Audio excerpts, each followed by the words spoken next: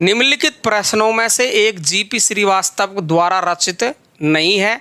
उलटफेर और ये लवड़ धोंदो, दुमदार आदमी और मर्दानी औरत। क्या आपका जवाब आ रहा है? इस पर अपन चलते हैं और बिल्कुल शानदार तरीके से। हाँ, 1-2 दिन की छुट्टी तो करेंगे ही भाई, होली पे तो घर गांव तो जाएंगे ही ना। तो लवड़ धोंदो ये अपन का बद्रीनाथ भट्ट का है। लवड़ धोंदो बद्रीनाथ भट्ट, बद्रीनाथ भट्ट का है। तो आपका उत्तर यहाँ पर बी करेक्ट है। आंसर आपका बी करेक्ट है। क्लियर है? अगला सवाल देखिए। आचार्य रामचंद्र शुक्ल हिंदी का पहला मौलिक नाटक किसे मानते हैं? आचार्य रामचंद्र शुक्ल है वो हिंदी का पहला मौलिक नाटक किसे मानते हैं?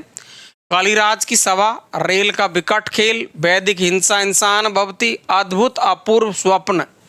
यस, प्रणाम विमल कुमार जी, प्रणाम प्रणाम प्रणाम जी, प्रणाम जी। बिल्कुल, लवड़ धोंदो, नाम भी लवड़ धोंदो है। अब अपन क्या करें, लवड़ धोंदो है तो लवड़ धोंदो सही है ना।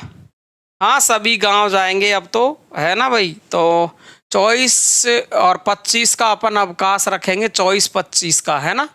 और 24 तारीख से अपन की ये छूट चालू है ना, 30% वाली। तो 24 तारीख को तो मैं खूब डिटेल से बात करूंगा। रामचंद्र शुक्ल हिंदी का पहला मौलिक नाटक किसे मानते हैं? Yes, very good. फटाफट से जिनका उत्तर अपन को सरल है वो फटाफट से अपन चलेंगे। पहला मौलिक नाटक मानते हैं वैदिक हिंसा इंसान भवती। किसका है ये? वैदिक हिंसा इंसान भवती नाटक किसका है? फटाफट से बताइए। वैदिक होली की मिठाई भेज देंगे, बिल्कुल बिल्कुल, होली की मिठाई जरूर भेज देंगे, बिल्कुल भेज देंगे साहब, बिल्कुल। यह शाम पराजय की भय की संशय की भर गए तिमिर से ये सूने गलियारे, जिनमें बूढ़ा झूठा भविष्य याचक सा है भटक रहा टुकड़ों को हाथ पसारे। ये पंक्तियां किस रचना की है? वाह, शानदार वाली पंक्तियां दी है, गजब गजब गजब। यह शाम पराजय की भय की संशय की भर गए तिमिर से ये सूने गलियारे, जिनमें बूढ़ा झूठा भविष्य याचक सा है भटक रहा टुकड़ों को हाथ पसारे। संशय की एक रात अंधेरे में अंधा युग या हम बिस्पाई जन्म के। अच्छा जी, आप देखेंगे संशय की एक रात बता रहे हैं नरेश मेहता जी। वर्ग 2 में कितने नंबर लेने पर हो जाएगा? अब देखो, ये पेपर के ऊपर निर्भर होता है सीमा जी कि कितना नंबर होना चाहिए। वो तो पेपर का स्तर कैसा रहता है। पिछला स्तर तो आपका जैसे वर्ग 1 का रहा था, वो बहुत सरल था, एकदम सीधा था, एकदम सीधा था। लेकिन अब स्तर उतना सीधा नहीं आएगा एग्जाम का, मैं आपको इतना बता सकता हूं, है ना। और YouTube पे अपन प्रश्नों को हल करते हैं, ये बहुत अच्छी बात है, हम जानते हैं। लेकिन इसके लिए हमको सारी विशेषताएं, सारी चीज, तथ्य पढ़ना परम आवश्यक है। तो तथ्यों से जुड़ना बहुत आवश्यक होता है, ये बात अपन को ध्यान रखनी है। ठीक है भाई। तो आप देखेंगे आपका उत्तर यहां होगा अंधा युग। अंधा युग किसका? ये धर्मवीर भारती, धर्मवीर भारती। और समय इसका है 1954, 1955, 1954 या 55। इसका अंधा कुआं का 1955 माना जाता है। अंधा युग का तो ज्यादातर 1954 ही माना जाता है। कई विद्वानों ने यहाँ आपको लिख रखा है सीधा सीधा 1955 भी, लेकिन ज्यादातर इसका उत्तर मिलता है 1954। तो यहाँ पर आपकी ये जो पंक्ति ली गई है वो सी, अंधा युग से ली गई है। और रविदास नगर, भदोही नगर से नमस्कार विनयशील जी, नमस्कार। बिल्कुल। चलिए अगला सवाल देखिए। वैदिक हिंसा इंसान भवती यह नाटक किसने लिखा था? इसलिए मैंने वहां पर नाम नहीं लिखा था। तो वैदिक हिंसा इंसान भवती जयशंकर प्रसाद नहीं है, उदय शंकर भट्ट नहीं है, भुवनेश्वर नहीं है, क्योंकि हम सब जानते हैं कि वैदिक हिंसा इंसान भवती ये पहला मौलिक नाटक आपका भारतेंदु हरिश्चंद्र का है ना भाई, एकदम क्लियर है।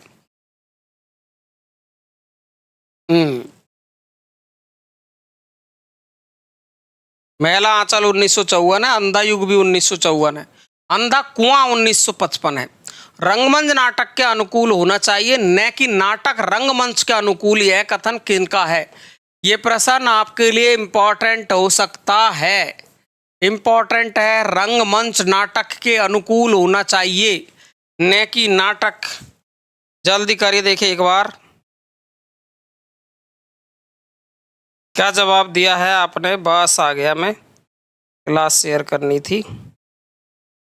रंगमंच नाटक के अनुकूल क्या जवाब दे रहे हो आप? जयशंकर प्रसाद। प्रसाद के नाटक रंगमंच का अनुकूल नहीं है। श्याम सुंदर दास ने कहा है बिल्कुल प्रसाद के नाटक रंगमंच का अनुकूल नहीं है। बिल्कुल ऐतिहासिक नाटक लिखे हैं मंचन। ओ हो, आपने तो पूरा पूरा डिटेल ही बता रखा है। तो आप उत्तर करेंगे जयशंकर प्रसाद। बिल्कुल राइट आपका, जयशंकर प्रसाद। ठीक है। श्याम सुंदर दास ने ये कहा था कि जयशंकर प्रसाद के नाटक है वो रंगमंच के अनुकूल नहीं है। तो आपको ध्यान देना है, यहां अपन करेंगे डी, आंसर करेक्ट है। अगला सवाल देखेंगे, मिस्टर अभिमन्यु नाटक के रचनाकार कौन है? मिस्टर अभिमन्यु। मिस्टर अभिमन्यु नाटक के रचनाकार कौन है? लक्ष्मी नारायण लाल है, लक्ष्मीकांत वर्मा है, भारतेंदु हरिश्चंद्र है, जगदीश चंद्र माथुर है। Mister Abhimanyu, yes. चलो, मिस्टर अभिमन्यु नाटक के रचनाकार कौन है? मिस्टर अभिमन्यु नाटक के रचनाकार कौन है? यस, इंपॉर्टेंट सवाल है। बाबा सिद्धनाथ की पुण्य भूमि से शिखाजी को नमस्कार। बिल्कुल लक्ष्मी नारायण लाल आपका आंसर आ रहा है, बहुत बढ़िया। लक्ष्मी नारायण लाल इसका आंसर आपका करेक्ट रहने वाला है। ए आंसर आपका यहाँ पर करेक्ट आंसर है। बिल्कुल मिस्टर अभिमन्यु लक्ष्मी नारायण लाल। अगला सवाल है, जिन पावन सो चलत तुम लोक वेद की गैल, सोने पाव या सर धरी जल है जय मैल। उक्त पंक्तियां किसकी है? कबीरदास की, रहीम की, भारतेंदु या गिरजा कुमार माथुर की? जिन पावन सो चले चलत तुम लोक वेद की गैल, गैल का मतलब रास्ता। आप देखिए, सोने पाव या सर धरी जल है जय है मैल, किसकी पंक्ति है? बिल्कुल बहुत ही शानदार है। पहचानो, देखे अच्छा सवाल है ये तो।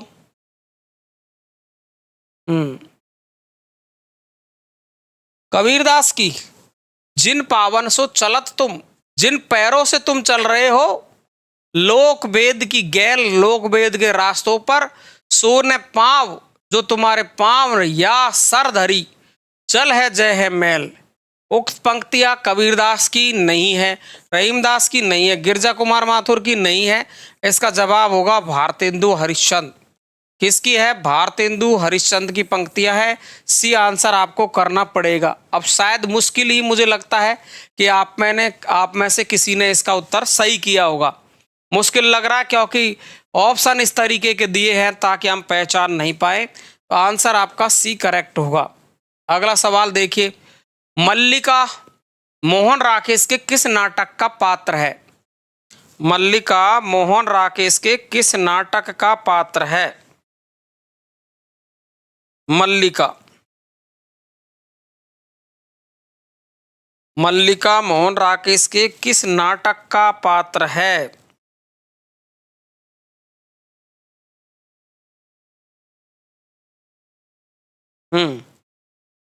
मल्लिका गलत हो गया, कोई बात नहीं, कभी कभी हो जाता है गलत।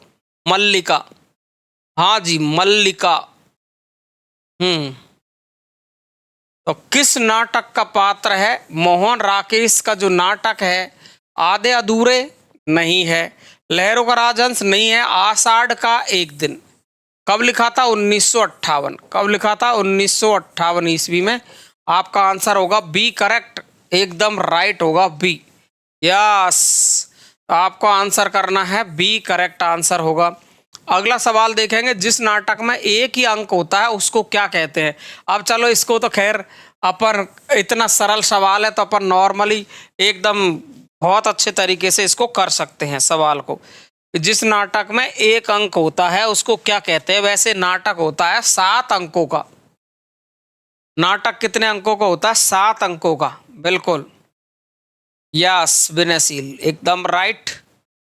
अरे 1978 कौन लिख रहा है? 58 है उत्तर। चलिए जी, तो उसको अपन बोलते हैं एकांकी। नाम से ही पता चल रहा है, पहला अंक होता है उसको एकांकी कहते हैं। अंग्रेज राज सुख साथ सजे सब भारी, पैदन विदेश चल जात। यह अतिख्वारी भारतेंदु ने किस नाटक के आरंभ में उक्त पंक्तियां लिखी थी? और ये हमको ऐसा तो पता रहता है कि ये भारतेंदु की पंक्तियां हैं, लेकिन ऐसा पता नहीं रहता है कि ये कौन से नाटक के प्रारंभ में ये लिखी थी। प्रेम जोगिनी, भारत दुर्दशा, अंधेर नगरी, वैदिक हिंसा, इंसान भवती। अच्छा सवाल, दिमाग लगा करके उत्तर करना। अच्छा सवाल है भाई साहब, बिल्कुल अच्छा सवाल है। चलो चलो चलो करो फटाफट से। और कम से कम 8-10 बार ये परीक्षाओं में पूछा गया है। 8-10 परीक्षाओं में इस सवाल को पूछ लिया गया है, ये जानता हूं मैं तो, इससे ज्यादा नहीं जानता। 8-10 परीक्षाओं में इस सवाल को पूछ लिया गया है। बड़ा अच्छा सवाल है। तो अंग्रेज राज सुख साथ सजे सब भारी, पैदन विदेश चल जात। यह अतिख्वारी, ये भारतेंदु की पंक्ति है, लेकिन किस नाटक के? प्रेम जोगनी नहीं है, अंधेर नगरी नहीं है, वैदिक हिंसा इंसान भवती नहीं है। इसका उत्तर होगा भारत दुर्दशा। कहाँ लिखा है? भारत दुर्दशा में। आपका आंसर यहाँ पर बी करेक्ट होगा। अरे वाह, सबने बी दे रखा है, मस्त, एकदम मस्त। बी आंसर आपका करेक्ट है। अगला सवाल देखो, सुहाग बिंदी और ययाति नाटकों के रचनाकार कौन है? सुहाग बिंदी और ययाति नाटकों के रचनाकार कौन है? उदय शंकर भट्ट, धर्मवीर भारती, गोविंद वल्लभ पंत, हरि कृष्ण प्रेमी। यस, चलिए साहब, बिल्कुल।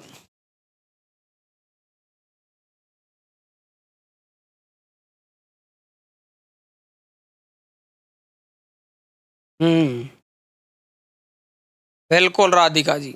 चलिए अगला सवाल, सुहाग बिंदी किसका नाटक है? सुहाग बिंदी, कर दिया सुहाग बिंदी आपने? कर दो तो। सुहाग बिंदी किसका नाटक है? सुहाग बिंदी से ही पता चल जाना चाहिए आपको।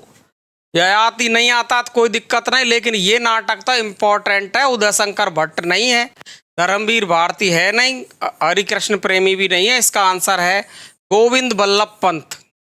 आप आंसर करेंगे सी, गोविंद वल्लभ पंत की सुहाग बिंदी। गोविंद वल्लभ पंत की रचना है सुहाग बिंदी, सी करेंगे आंसर। अगला सवाल देखेंगे साथियों, खजुराहो का शिल्पी, कर्फ्यू और दुलारी बाई और ख्याल भारमली, ये रचनाओं का मेल करना है हमीदुल्ला, मणि मधुकर, लक्ष्मी नारायण लाल, शंकर शेष। बड़ा अच्छा प्रश्न है। अगर आपको रचना याद है तो आप कर सकते हैं मिलान इसका, और जल्दी से आप मिलान कर दो। कौन कर सकता है? वाह वाह, वाह वाह, बहुत मस्त, एकदम मस्त तरीके से। खजुराहो का शिल्पी किसकी रचना है? कर्फ्यू किसकी रचना है? ये कर्फ्यू लिख रहा है ना भाई। दुलारी बाई किसकी है? और ख्याल भारमली किसकी रचना है? बस मस्त प्रश्न आया ये, बिल्कुल। तो एक हिस्से ही पहचान सकते हो आप। देखो, ये जो ख और जू और रा हो, खजुराहो का शिल्पी, खजुराहो का जो शिल्पी है वो किसकी रचना है? एक ये कर्फ्यू सही लिख लेना आप, है ना, कर्फ्यू है ये, कर्फ्यू है। एक दुलारी बाई है, एक दुलारी बाई है, दुलारी बाई है ना, दुलारी बाई। और एक ख्याल भारमली, ख्याल भारमली बहुत ही इंपॉर्टेंट रचना है, ये चारों की चारों। देखिए, ये जो खजुराहो का शिल्पी है ये तो आपकी शंकर शेष की है। किसकी है ये? शंकर शेष की है। और जो कर्फ्यू है उसके बारे में तो शायद मुझे लगता है कि ऐसा कोई व्यक्ति नहीं होगा जो जानता नहीं होगा, लक्ष्मी नारायण लाल का है, लक्ष्मी नारायण लाल का है। और दुलारी बाई है वो मणि मधुकर की है, मणि मधुकर। और आपका फिर कौन बच रहा? ख्याल भारमली, ये हमीदुल्ला की है, हमीदुल्ला। तो कौन सा उत्तर हुआ आपका? यानी आपका पहले में 4, 3, 2 और 1, 4, 3, 2, 1, यानी सी आंसर आपका करेक्ट हो गया है। इंपॉर्टेंट प्रश्न है, ध्यान रखना, अच्छी रचनाएं हैं, बिल्कुल। तो सी किस किस ने किया है? बाद में मिलाया है आपने। पहले नहीं मिला है। सी आंसर आपका इसका करेक्ट है। अगला सवाल देखो, निम्नलिखित में से भारतेंदु की मौलिक नाट्य कृति नहीं है। देखो ये सवाल कितनी बार आता है कि कोई हद नहीं कि भारतेंदु का मौलिक नाटक कौन सा है, अनुदित नाटक कौन सा है, ये याद करना ही पड़ेगा। है मौलिक नाटक कौन सा है और आपका अनुदित नाटक कौन सा है ना, ये याद करना पड़ेगा बहुत अच्छे तरीके से। अंधेर नगरी, कर्पूर मंजरी, भारत दुर्दशा, वैदिक हिंसा, इंसान भवती मौलिक नाटक नहीं है, ऐसा सवाल मैं कह रहा हूं वेरी मोस्ट है। मैं कह रहा हूं वेरी मोस्ट है, ऐसा सवाल आपको पूछ सकता है। कर दिया बिल्कुल, आप पहचान गए एकदम। कर्पूर मंजरी, ये देखो कर्पूर मंजरी संस्कृत का नाटक है, उसका अनुवाद है, ये अनुदित है, ये अनुदित रचना है भारतेंदु की। तो आपका बी आंसर। ऐसे अपन को पूरी रचनाएं याद कर लेनी है। मैंने पिछली नाटकों की एक ट्रिक बता रखी है, इसमें अनुदित नाटक और मौलिक नाटकों की ट्रिक बता रखी है। आप भारतेंदु के अनुदित नाटक YDS सैनी यूट्यूब पे सर्च करोगे, पूरी ट्रिक मिल जाएगी, 1 मिनट में 1 सेकंड में याद कर लोगे।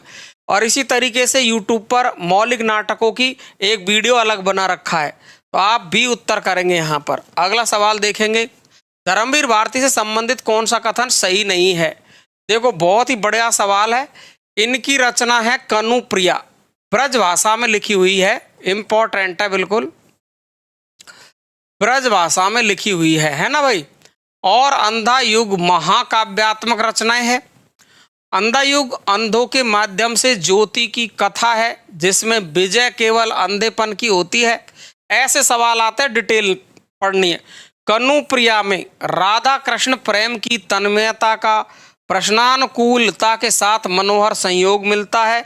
ये आधुनिक संवेदना के कवि है। आपको धर्मवीर भारती के बारे में गलत कथन बताना है। बड़ा अच्छा सवाल है, दमदार सवाल है ये, तो ये समझ लो आप। पहचाना किसी ने?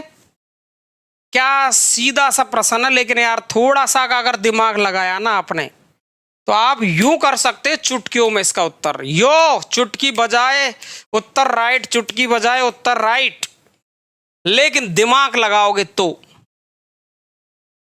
देखो देखे कौन इसका उत्तर पहचान सकता है। शब्द गलत लग रहा है, कौन सा लग रहा बेटा?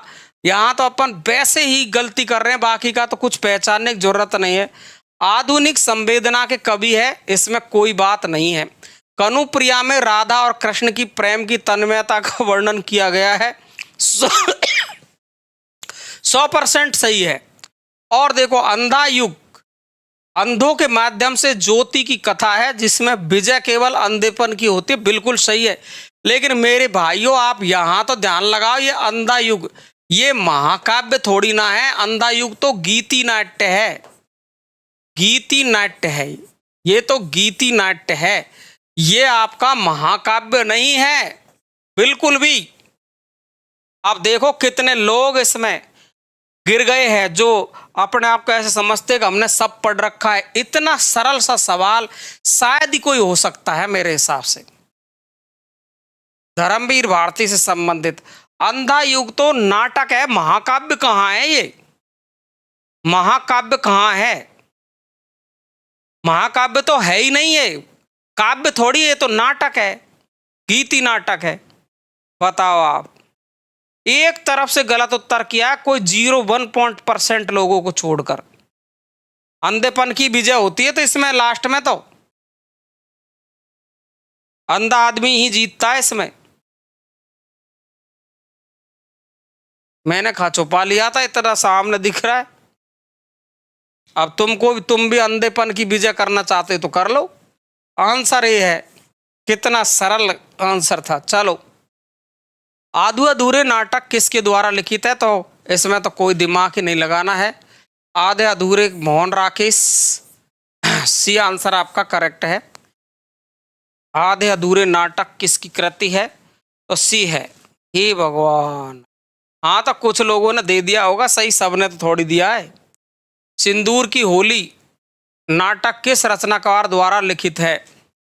सिंदूर की होली, अंबिका दत्त व्यास, लक्ष्मीकांत मिश्र, लक्ष्मी नारायण मिश्र और राम कुमार वर्मा। आ गई होली, सिंदूर की होली आ गई है होली, हम भी खेलेंगे होली, सिंदूर की होली।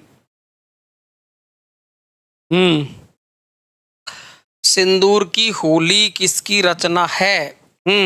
हाँ, इसको तो तुम भाग के उत्तर देंगे, मुझे ही पता है इतना, मैं जानता हूं इसमें तो आप चूकोगे भी नहीं, है ना। लक्ष्मी नारायण मिश्र 1934 ईस्वी में सिंदूर की होली लिखी थी। उत्तर आपका राइट सी है ना, सी, यस। अगला सवाल देखते हैं अपन, मयंक मंजरी किसके द्वारा लिखित नाटक है?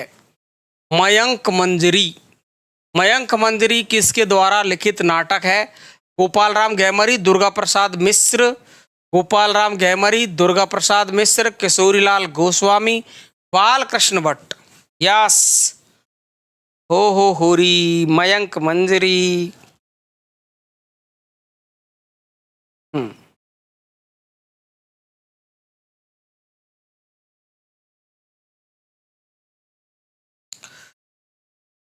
हाँ जी, जल्दी करो, मयंक मंजरी। यस, वेरी गुड, शानदार, वेरी वेरी गुड। ये बात, ये बात, किशोरी लाल गोस्वामी, सी आंसर आपका करेक्ट माना जाएगा। मयंक मंजरी, किशोरी लाल गोस्वामी। अच्छा, एकदम शानदार वाला, एकदम करेक्ट, करेक्ट। अगला सवाल, निम्न में से कौन सी जयशंकर प्रसाद द्वारा रचित एकांकी है? तो जयशंकर प्रसाद की एकांकी पूछी गई है, जो कि हम सब लोग जानते हैं। सुशील भैया चुपचाप पढ़ा कीजिए, सर से कैद कर दूंगी। चलिए फटाफट से, निम्न में से कौन सी जयशंकर प्रसाद द्वारा रचित एकांकी? एक घूंट, जानकी मंगल, इंदर सभा, यक्षगान। तो कौन नहीं जानता 1929 की घटना को, है ना भाई। तो आप देखेंगे एक घूंट आपका आंसर यहाँ पर ए करेक्ट होगा। यस, वो 1930 कौन बता रहा है? उत्तर 29 इसका राइट, ध्यान रखना। अगला देखिए, बूढ़े मुंह मुहासे, है ना, और लोग देखे तमाशे। बूढ़े मुंह मुहासे, लोग देखे तमाशे, बूढ़े मुंह मुहासे, लोग देखे तमाशे। प्रहसन का मतलब होता है हास्य। ये प्रहसन के लेखक कौन है? राधाचरण गोस्वामी है, राधा कृष्ण दास, खड़ग बहादुर मल्ल, प्रताप नारायण मिश्र। वाह वाह, वाह जी वाह, वाह जी वाह। हम्म बूढ़े मुंह मुहासे, लोग देखे तमाशे। अरे ये तो झटके के साथ आंसर आया, मजा आ गया भाई साहब, मजा आ गया भाई साहब, है ना। बिल्कुल, ए आंसर आपका राइट है ना। तभी तो मैं कहता हूं कि इन निगाहों का क्या कसूर है, जो दिल लगी तुमसे हो गई। आप सब होई इतने प्यारे, बेपनाह मोहब्बत तुमसे हो गई। हम्म आज छपा होगा वो, उसकी डेट 1929 याद रखनी है। के एम रजनी, परीक्षा में आया हुआ सवाल 1929 सही माना है। भीष्म साहनी के नाटकों की कौन सी विशेषताएं हैं? कौन सी विशेषता है?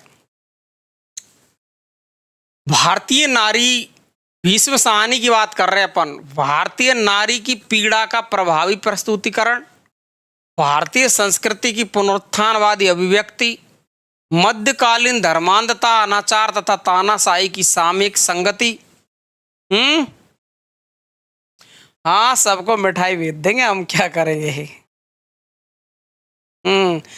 30 में बादल की मृत्यु, राइट है, बिल्कुल बिल्कुल, 30 में बादल की मृत्यु है। 29 में लिख करेंगे अपन एक घूंट। यस, चलो, सांप्रदायिक एकता और राष्ट्रीय अखंडता की अभिव्यक्ति, नीचे दिए विकल्पों में से सही विकल्प को चुनना है। ये तो भाई साहब खतरनाक वाला सवाल दिया है यार, ये तो खतरनाक वाला सवाल दिया है। तो पहचान लो तो ठीक है, नहीं मैं बता चलो, बहुत वाला दिमाग दिया। देखो ध्यान से सुन ले, ज्यादा वक्त खराब नहीं करेंगे। भारतीय नारी की पीड़ा का प्रभाव प्रस्तुतिकरण किया है। प्रस्तुतिकरण भारतीय संस्कृति की पुनरुत्थानवादी अभिव्यक्ति नहीं की है। अभिव्यक्ति तो है सब भारतीय संस्कृति की, लेकिन पुनरुत्थान वाली नहीं है, नहीं है। मध्यकालीन धर्मांधता का वर्णन है बिल्कुल। अनाचार, तानाशाही की सामसाही में करंट संगति को इसमें बताया गया है, ये भी सही है। और सांप्रदायिक एकता की तो बात ही कहीं पर भी नहीं है, यही तो गलत है। राष्ट्रीय अखंडता की अभिव्यक्ति, यानी आपका यहाँ ए और सी आंसर राइट होगा। यानी ए और सी किस में है? बी में।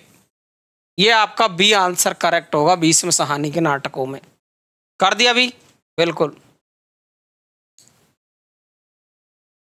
किसको बिलोंग कर रहे हो? क्या हो गया? कौन क्या बोल रहा है? निम्नलिखित में से कौन सा नाटक प्रेमचंद के प्रसिद्ध उपन्यास पर आधारित है? निम्नलिखित में से कौन सा नाटक है वो प्रेमचंद के प्रसिद्ध उपन्यास पर आधारित?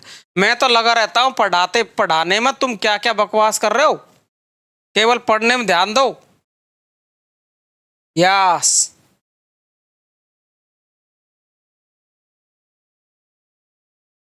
चलिए से। हाँ, अरे तुम तो बहुत ही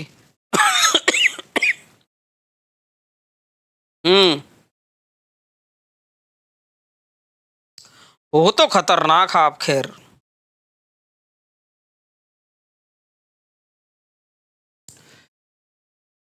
रंगभूमि, रंगभूमि हम जानते हैं पहले से अच्छे तरीके से। उत्तर आपका सी। वास्तव में यार दिल जीत लिया, वास्तव में शानदार। सूरदास, बिल्कुल बिल्कुल। तो ये आपका सी आंसर आपका करेक्ट होगा। भारतेंदु युग के नाटककार कौन से हैं? मैं पानी पी लेता हूं तब तक मैं, आंसर दो।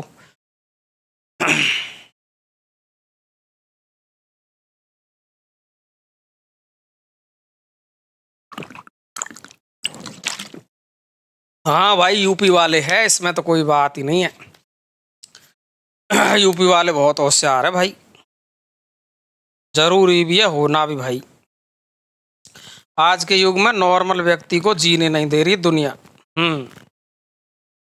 भारतेंदु युग के नाटककार जयशंकर प्रसाद है क्या? ये तो छायावाद का है। हरिकृष्ण प्रेमी, वृंदावन लाल वर्मा, श्रीनिवास दास, संयोगिता स्वयंवर, परीक्षा गुरु, भारतेंदु आपके भारतेंदु युग में ही लिखे हैं। आपका आंसर ए करेक्ट। वाह वाह वाह वाह वाह, गुड। ये आंसर आपका राइट है। अगला सवाल देखें, निम्न में से कौन गीति नाट्य नहीं है? वाह, गीति नाट्य नहीं है, नहीं है पूछा है। जयशंकर प्रसाद का करुणालय, मैथिशरण गुप्त का अनघ, धर्मवीर भारती का अंधा युग, सुमित्रानंदन पंत का ज्योत्सना। आज एसी में रह गया था यार मैं, ये तो एसी बहुत नुकसानदायी हो गई यार।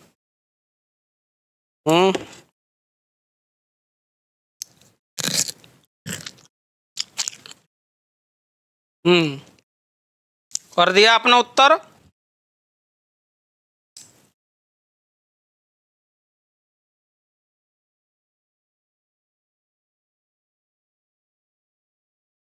कर दिया, वेरी गुड।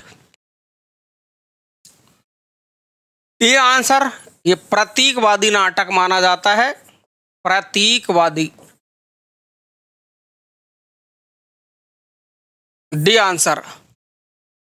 गुड, बहुत शानदार आंसर किया आपने। देखो करुणालय 1913 में लिखा था, गीति नाटक अनक, गीति नाटक अंधा युग, अभी बताया थोड़ी सी देर पहले ही, ठीक है ना, धर्मवीर भारती का। अगला सवाल देखेंगे, तांबे के कीड़े लघु नाटक के लेखक कौन है? तांबे के कीड़े, कीड़े नामक लघु नाटक के लेखक कौन है? मोहन राकेश, भुवनेश्वर प्रसाद, राम कुमार वर्मा, लक्ष्मी नारायण मिश्र। तांबे के कीड़े कौन खा सकता है? तांबे के कीड़े। कहते हैं ना भाई, बुरा काम मत करो तुम्हारे प्लास्टिक के कीड़े पड़ेंगे, है ना? ऐसे ही कहते हैं, ऐसे ही कहते हैं क्या? तो भाई बुरा काम मत करो तुम्हारे प्लास्टिक के कीड़े पड़ेंगे। तो ये है तांबे के कीड़े, किसका है? भुवनेश्वर प्रसाद का। कब लिखा था ये? कब लिखा था ये बताना, देखे कोई बता सकता? 1940, 1942, 1946, 1948। ए, बी, सी और डी। इंपॉर्टेंट है इसलिए पूछा है मैंने। कब लिखा था बताओ?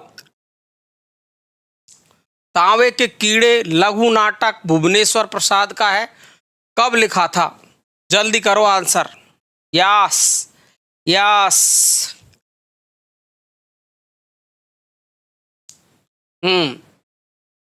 आहा, सतीश कुमार। काफी लोग 48, कोई 46। ओ हो, एकांकीय, बिल्कुल। नाटक एकांकी में, मूल रूप से एकांकी है लेकिन नाटक में भी गिनती आती है। करो ना जल्दी। देखो इसका आंसर है सी, 1946। 46 ईस्वी में। क्लियर है? चलो अगला सवाल देखे।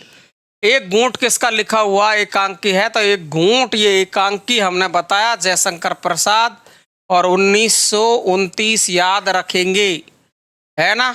ये आपका सी आंसर करेक्ट है। इसमें वक्त क्यों खर्च करूं मैं? यस, बिल्कुल बेहतरीन सहपाठी, बहुत अच्छे हैं सारे सारे। बड़ा अच्छा लगता है आपके साथ, पढ़ाने का मन भी करता है। बहुत बढ़िया लगता है आपके साथ मुझे। हाँ बिल्कुल। चलो जी, चलो जी, चलो जी, चलो जी, चलो चलो चलो चलो। यस। महत्वाकांक्षा मोती निष्ठुरता की सीधी में पलता है, सीढ़ी में पलता, सीढ़ी है ये, सीढ़ी में पलता है। यह प्रसाद के किस नाटक का कथन है? महत्वाकांक्षा का मोती निष्ठुरता की सीढ़ी में पलता है, प्रसाद के किस नाटक का कथन है? स्कंदगुप्त, चंद्रगुप्त, अजात शत्रु, जन्मेजय का नाग यज्ञ। यस।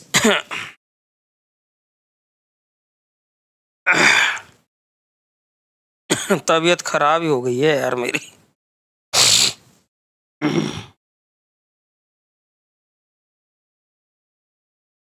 कहाँ से लिया गया है?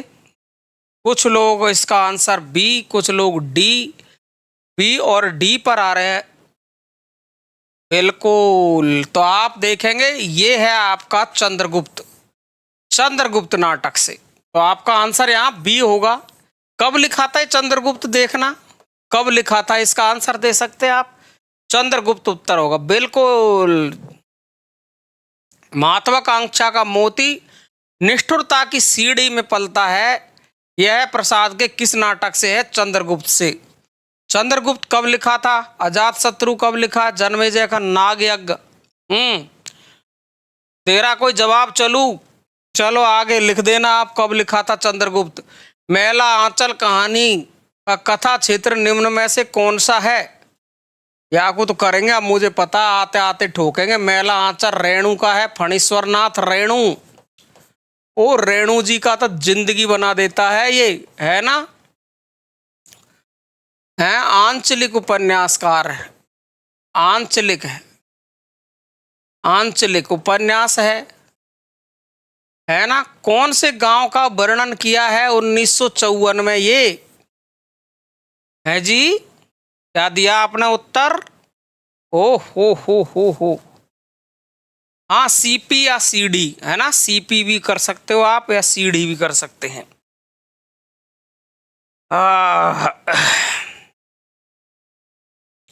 कहाँ का वर्णन कर रहे हैं आप?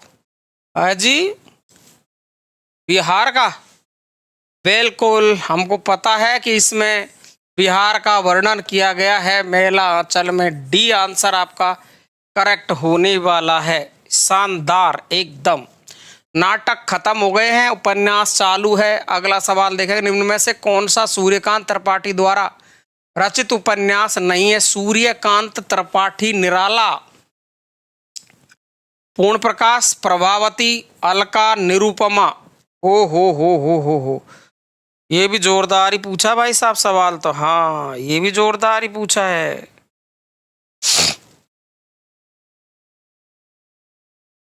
हाँ जी, सूर्यकांत त्रिपाठी का उपन्यास नहीं है, ऐसा सवाल पूछा गया है।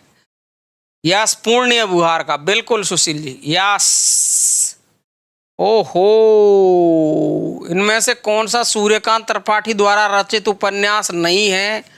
तो भाई अलका, निरुपमा, प्रभावती तो है, हम ही जानते हैं। पूर्ण प्रकाश ये भारतेंदु का अनुदित नाटक है, भारतेंदु का अनुदित। कर लोगे? चलो जी, आंसर ए करेक्ट करेंगे जी। यस, बहुत मस्त उत्तर, बहुत मस्त, ए आंसर। अगला देखिए जी, जन्म काल के अनुसार निम्नलिखित कथाकारों का सही क्रम बताओ। अब देखो, जन्म काल वाले कोई कोई प्रश्न कभी कभी डाल देता है ना, तो बता देते हैं, बाकी का इसमें से ज्यादा सवाल ऐसे जन्म काल वाले आते नहीं हैं, है ना भाई। यस,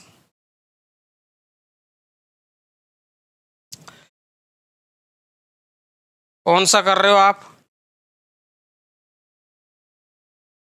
थोड़ा सा देख लो, छांट लो, नहीं होता है तो मैं आपको बता रहा हूं, इसका आंसर डी राइट है, क्योंकि भगवती चरण वर्मा का जन्म है 1903 में और जैनेन्द्र का 1905 में है, हजारी प्रसाद द्विवेदी का 1907 में है।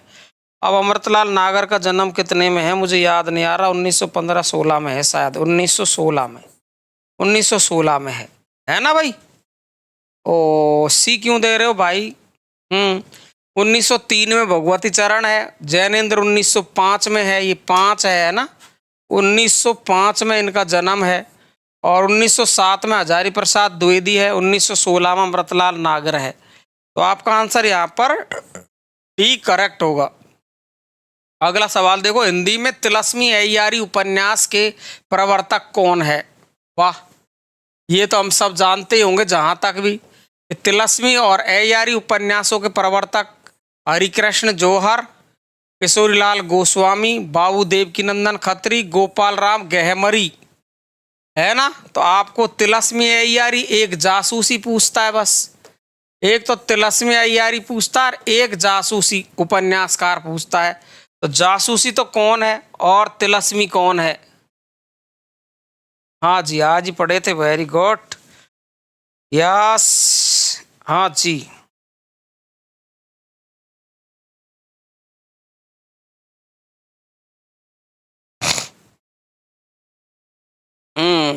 कर दिया अपना आंसर।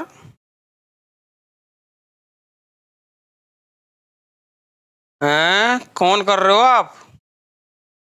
वाह सब वाह, इतना सरल, वेरी गुड, जासूसी गोपाल राम गहमरी।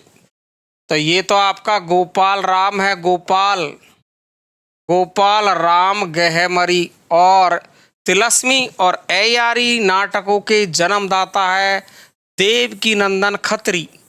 कौन है? देवकीनंदन खत्री। वेरी मोस्ट सवाल है, दोनों ही सवाल पूछे जाते हैं दोनों तरीके के, ठीक है भाई। यस, अगला सवाल देखेंगे अपन, चक्करदार चोरी उपन्यास के लेखक कौन है? चक्करदार चोरी, चक्करदार चोरी उपन्यास के लेखक कौन है? चक्करदार चोरी।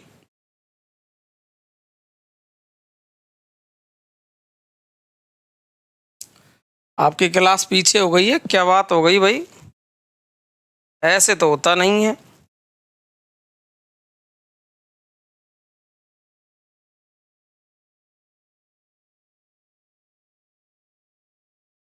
चलो जी, चक्करदार चोरी चलाओ ना, कौन की चला रहे चक्करदार चोरी?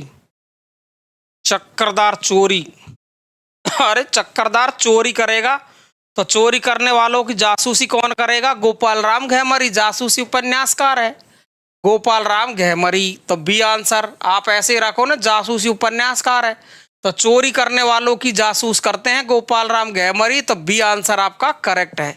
ऐसे थोड़ा सा दिमाग लगा के याद रख लो। किस्सा और दृष्टि को जोड़ने वाला तत्व उपन्यास में चरित्र सृष्टि है, किसका कथन है? ये थोड़ा सा कठिन है आपका, ये थोड़ा सा कठिन है। यदि आपको आता है तो ठीक है, नहीं मैं उत्तर बता ही रहा हूं इसका। किस्सा और दृष्टि को जोड़ने वाला तत्व उपन्यास में चरित्र सृष्टि है। किसका कथन है? महावीर प्रसाद द्विवेदी, प्रेमचंद, शिवनंदन सहाय, राम स्वरूप चतुर्वेदी। हाँ जी, अगर आता है तो ठीक है, नहीं तो मैं बता ही रहा हूं। हाँ जी, देख लेता हूं एक बार, ठीक आता है तो। कई लोगों को आता भी होगा। गोपाल मक्खन के लिए चक्कर लगा रहे हैं मक्खन के लिए चक्कर लगा रहे हैं, वेरी गुड।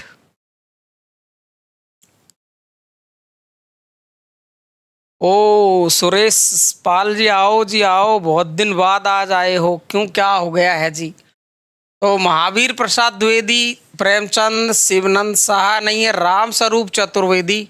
आप करेंगे D answer correct, Ram Swaroop Chaturvedi. शायद मुझे लगता है डी तक तो पहुंचा ही मुश्किल होगा।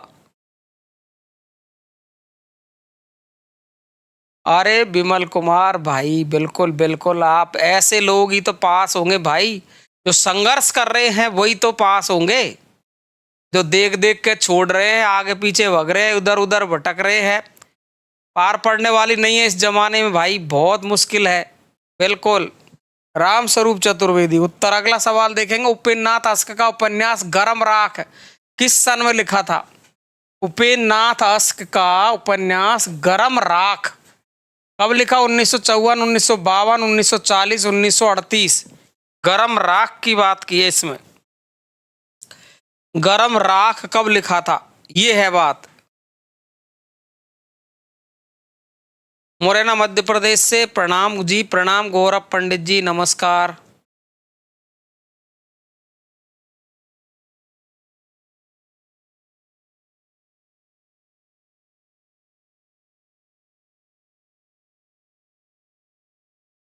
तो इसका आंसर होगा गरम राख 1952। 1952 में गरम राख, यानी बी आंसर आपका करेक्ट आंसर होगा, बी 1952। ध्यान रखेंगे, गरम राख का समय क्या है? 1952 है। अगला सवाल है, बाजार के बीच बाजार के खिलाफ इस उपन्यास की लेखिका कौन है? बाजार के बीच बाजार के खिलाफ इसकी लेखिका का नाम बताना है। मैत्री पुष्पा, प्रभा खेतान, नासिरा शर्मा, वृंदा करात। या ये है सवाल दमदार।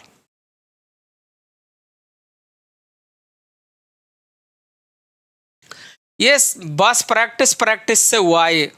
आप जितनी प्रैक्टिस करोगे उतना ही ज्यादा आपको याद होता चलेगा साथियों। वेरी मोस्ट सवाल है, आप जितनी प्रैक्टिस करते जाओगे उतना ही आपको याद ज्यादा होता चलेगा। जितनी बार, अब इसको कितनी बार पढ़ा दिया मैंने, तो इस तरीके से थोड़ा थोड़ा याद हो जाता है। बाजार के बीच और बाजार के खिलाफ है ये, बताओ देखें।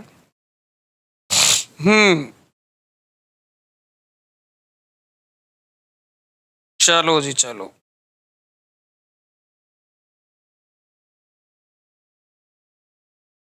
बी आंसर आ रहा, किसी का सी आ रहा है, अधिकतर का बी आ रहा है, लेकिन बी इसका ज्यादातर उत्तर ने सही, लोगों ने ज्यादा, अधिकतर लोगों ने इसका सही दिया, प्रभा खेतान। और बता देता हूं, मोस्ट और ये बाजार के बीच और बाजार के खिलाफ, बी आंसर आपका करेक्ट आंसर है। अगला सवाल चलेंगे अपन, आचार्य हजारी प्रसाद द्विवेदी द्वारा लिखित उपन्यास कौन सा है? ओ ये तो कर दोगे, खैर तुम अभी करोगे 1 सेकंड में। निर्वासित, पुनर्रवा, बधुआ की बेटी, निरुपमा। 1 सेकंड में उत्तर देंगे इसका, तो देखना एक धड़ाके से धड़ाका उड़ेगा। बिल्कुल बिल्कुल, एक धड़ाका उड़ाओ देख। हाँ जी, हारे के सहारे खाटू वाले श्याम की जय, तीन भाणधारी की जय, है ना? बिल्कुल। आचार्य हजारी प्रसाद द्विवेदी द्वारा लिखित उपन्यास निर्वासिता है नहीं, बधुआ की बेटी निरुपमा नहीं है, पुनर्रवा है ना? अनाम दास का पोथा, पुनर्रवा। ओ हो, yeah good, very good, answer B correct है। अगला सवाल देखेंगे अपन। अगला सवाल तो आपके सामने एक खुशी है। ओ खुशियों के रंग और हिंदी ज्ञान धारा के संग होली धमाका 30% का जो ये ऑफर मेरा लास्ट ऑफर है, ये रेट मैं फिक्स करने वाला हूँ, फिक्स ही रहेगी आगे चल करके। तो ये लास्ट ऑफर 30% का 24 मार्च से 27 तारीख तक रहेगा। होली होली होली गुलाल लगाओ, और इसके लिए होली 30 कोड का इस्तेमाल करना है, तो आपको 30% की छूट मिल जाएगी। ठीक है भाई। अगला देखिए आप, उत्तराखंड का एक बैच हमने चालू किया है, जुड़ सकते हैं आप, इस पर भी आपको छूट मिलेगी। और आपका एमपी वर्ग 2 का हमने फिक्स रेट कर दी है, मात्र 1999 रुपये में एमपी वर्ग 2 का कोर्स दे रहे हैं, ये फिक्स है ना। एएमआरएस के नए बैच हमने चालू किए हैं, इन पर छूट मिलेगी आपको। और ये पीजीटी का है, इस पर भी आपको छूट मिलेगी। जो भी जुड़ना चाहता है नए बैच से जुड़ सकता है। स्पेशली हमने हिंदी साहित्य और हिंदी व्याकरण दोनों को जोड़ा है, और मात्र 1999 में हम इसको दे रहे हैं। इसके अलावा काव्य शास्त्र को और हिंदी साहित्य को जोड़ा है, केवल जिसको दो ही चीज़ चाहिए 1999 रुपये में। और इसके अलावा हिंदी ज्ञान धारा पर केवल काव्य शास्त्र और केवल व्याकरण, भारतीय पाश्चात्य दोनों होगा, मात्र 1499 रुपये में। ये बैच आपके नए हैं। अगला सवाल आपके सामने आ गया है, शानदार वाला।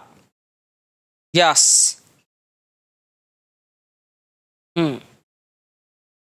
अब पिचकारी तो नहीं लगाया हमने, होली लगाया है कोड, होली 30। चलिए सवाल अगला आ गया है। हाँ मैंने कहा दीदी की सुन ली, मैंने बिल्कुल सुन ली। पिचकारी 30 नहीं है, अब वो तो कोड तो एक ही बार लगता है, वो लगा दिया, ऊपर से ही होता है वो। चलिए, पंडित श्रद्धाराम फुल्लौरी के उपन्यास भाग्यवती का रचनाकाल क्या है? और सीधा सवाल आ गया है, भाग्यवती है जी, भाग्यवती जी आ गई है। तो भाग्यवती का रचनाकाल 1800 क्या रहा है आपका? 77। 1877 भाग्यवती का रचनाकाल, सी आंसर आपका करेक्ट। यस, एकदम गुड, गुड आंसर है। ठीक है, अगला देखिए आप, झूठा सच के दूसरे भाग का शीर्षक क्या है? वाह, ये प्रश्न आपका इंपॉर्टेंट है।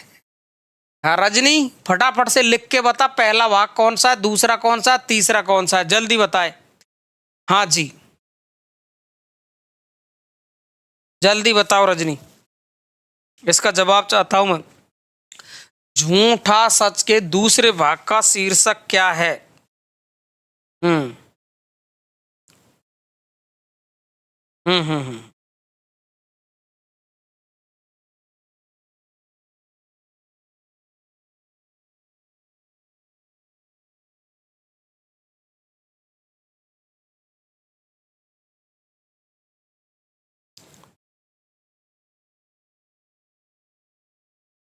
हम्म, कर दिया क्या? हम्म। Good good good good good good good, शानदार। अरे भाई, वतन और देश ये पहला भाग है, फर्स्ट सेकंड भाग आपका देश का भविष्य है ना। तो आपका आंसर क्या हो गया? बी करेक्ट यहाँ पर, वतन और देश, देश का भविष्य। हाँ बिल्कुल, वतन और देश का भविष्य, गुड। चलिए, तो आपका आंसर भी। अगला देखो, फणीश्वरनाथ रेणुकृत आंचलिक उपन्यास कौन सा है? तो अब इसमें तो क्या दिमाग लगाएंगे अपन, 1954 महिला आंचल अभी आ गया था, तो डी आंसर आपका करेक्ट है। अगला सवाल, राग दरबारी के रचनाकार कौन है? वाह, अच्छा सवाल है, राग दरबारी के रचनाकार कौन है? यस, आज लोग भागा भूगी बहुत कर रहे हैं, है ना, पढ़ने का मन नहीं है लोगों का,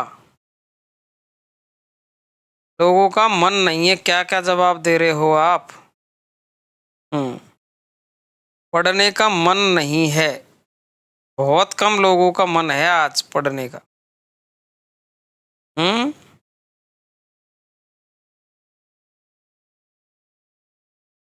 इसको तो सभी जानते हैं, श्रीलाल शुक्ल राग दरबारी। बड़ा ही अच्छा सा उपन्यास है, शानदार वाला। अगला, इनमें से कौन सा उपन्यास प्रेमचंद का नहीं है? प्रेमचंद का नहीं है निर्मला, गवन, सुनीता, प्रतिज्ञा।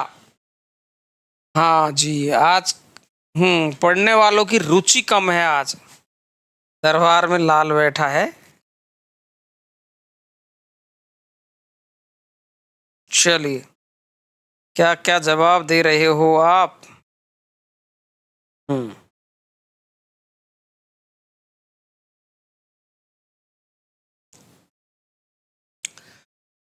प्रेमचंद का उपन्यास नहीं है। देखो कितने लोग भ्रमित होते हैं इसमें। बाकी का ज्यादातर तो उत्तर इसके सही दे रहे हैं। Yes yes yes yes, very good. इसका उत्तर होगा सुनीता। सुनीता किसका उपन्यास है? जैनेन्द्र का उपन्यास है। आपका आंसर यहाँ पर सी करेक्ट है।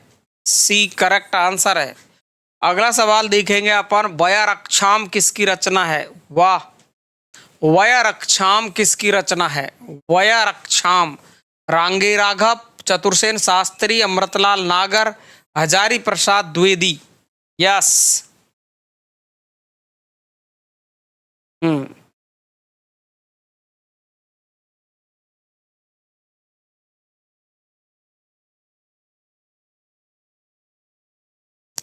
वयरक्षाम नहीं जानते तुम?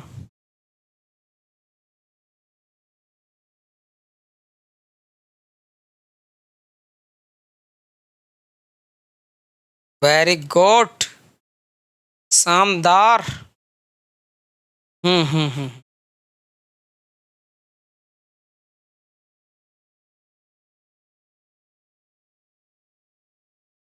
Yes, Chatursen Shastri. B answer आपका करेक्ट आंसर है। बी चतुरसेन शास्त्री का वयरक्षाम। बिल्कुल जानते हैं जी, आप जानते हैं जी। हम तो मजाक में बोल देते जी, आप तो सब चीज जानते हो। बाणभट्ट की आत्मकथा की साहित्यिक विधा किस साहित्यिक विधा की रचना है? बाणभट्ट की आत्मकथा। ये आत्मकथा है, जीवनी है, उपन्यास है, कहानी है? आप तो सब जानते हो। हम कब कह रहे हैं जी, उत्तराखंड की वैकेंसी में हिंदी के साथ संस्कृत में भी। हाँ, संस्कृत है भी कहाँ उसमें, नॉर्मली होती संस्कृत तो। बिल्कुल, प्रश्न को पढ़ने के बाद उत्तर आता है सही। बाणभट्ट की आत्मकथा तो उपन्यास है ये। और उपन्यास किसका है ये? उपन्यास है ये हजारी प्रसाद द्विवेदी का। हजारी प्रसाद द्विवेदी का उपन्यास है। तो आपका आंसर सी करेक्ट। बिल्कुल, इसे तो पूरी दुनिया जानती है, हम तो नहीं जानते हैं। चित्रलेखा, वाह, एक आ गई चित्रलेखा, है ना? और एक आएगी चित्ररेखा। चित्ररेखा, हाँ जी, बताओ जी, किसकी रचना है चित्रलेखा? भगवती चरण वर्मा, जयशंकर प्रसाद, प्रेमचंद, महादेवी वर्मा। यस यस, चित्रलेखा भगवती चरण, जयशंकर प्रसाद, प्रेमचंद, महादेवी वर्मा।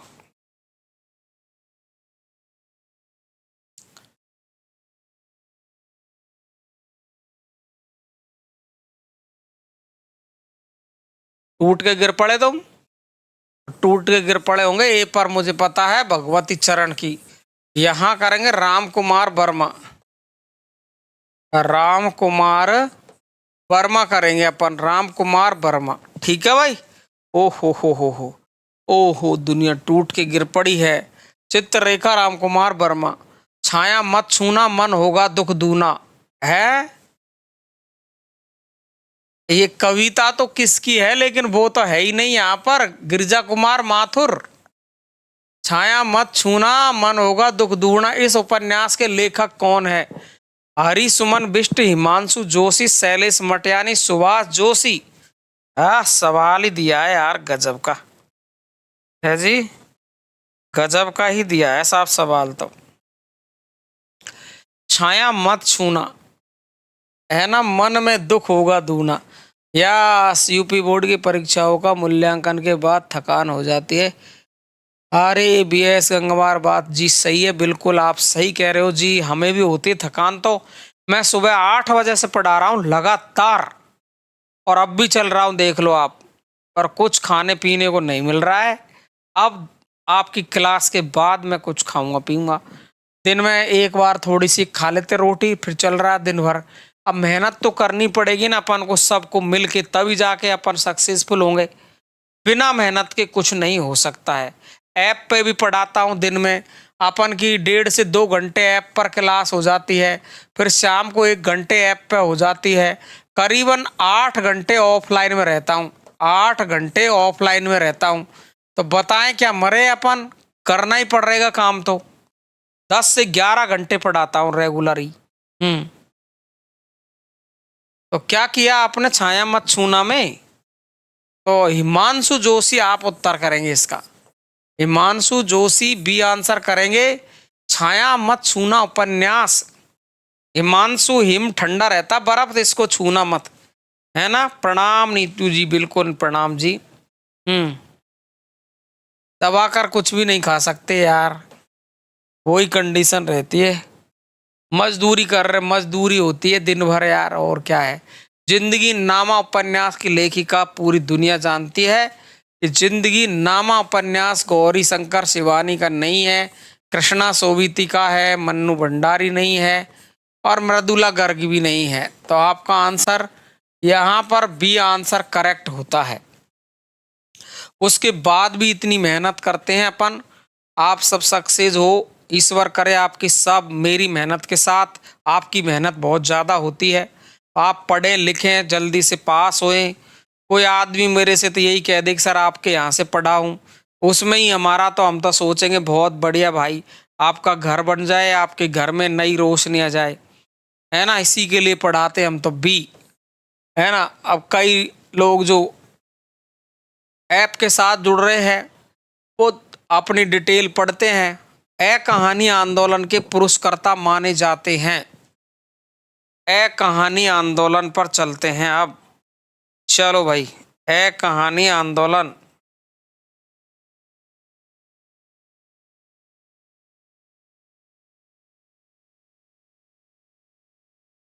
ए कहानी आंदोलन के पुरस्कर्ता या प्रयोक्ता कह सकते हो आप, ऐसे भी शब्द आ सकता है आपको, प्रयोक्ता माने जाते हैं गंगा प्रसाद बिमल, मोहन राकेश, रविंद्र कालिया, रमेश बख्शी। ए कहानी आंदोलन के पुरस्कर्ता माने जाते हैं। या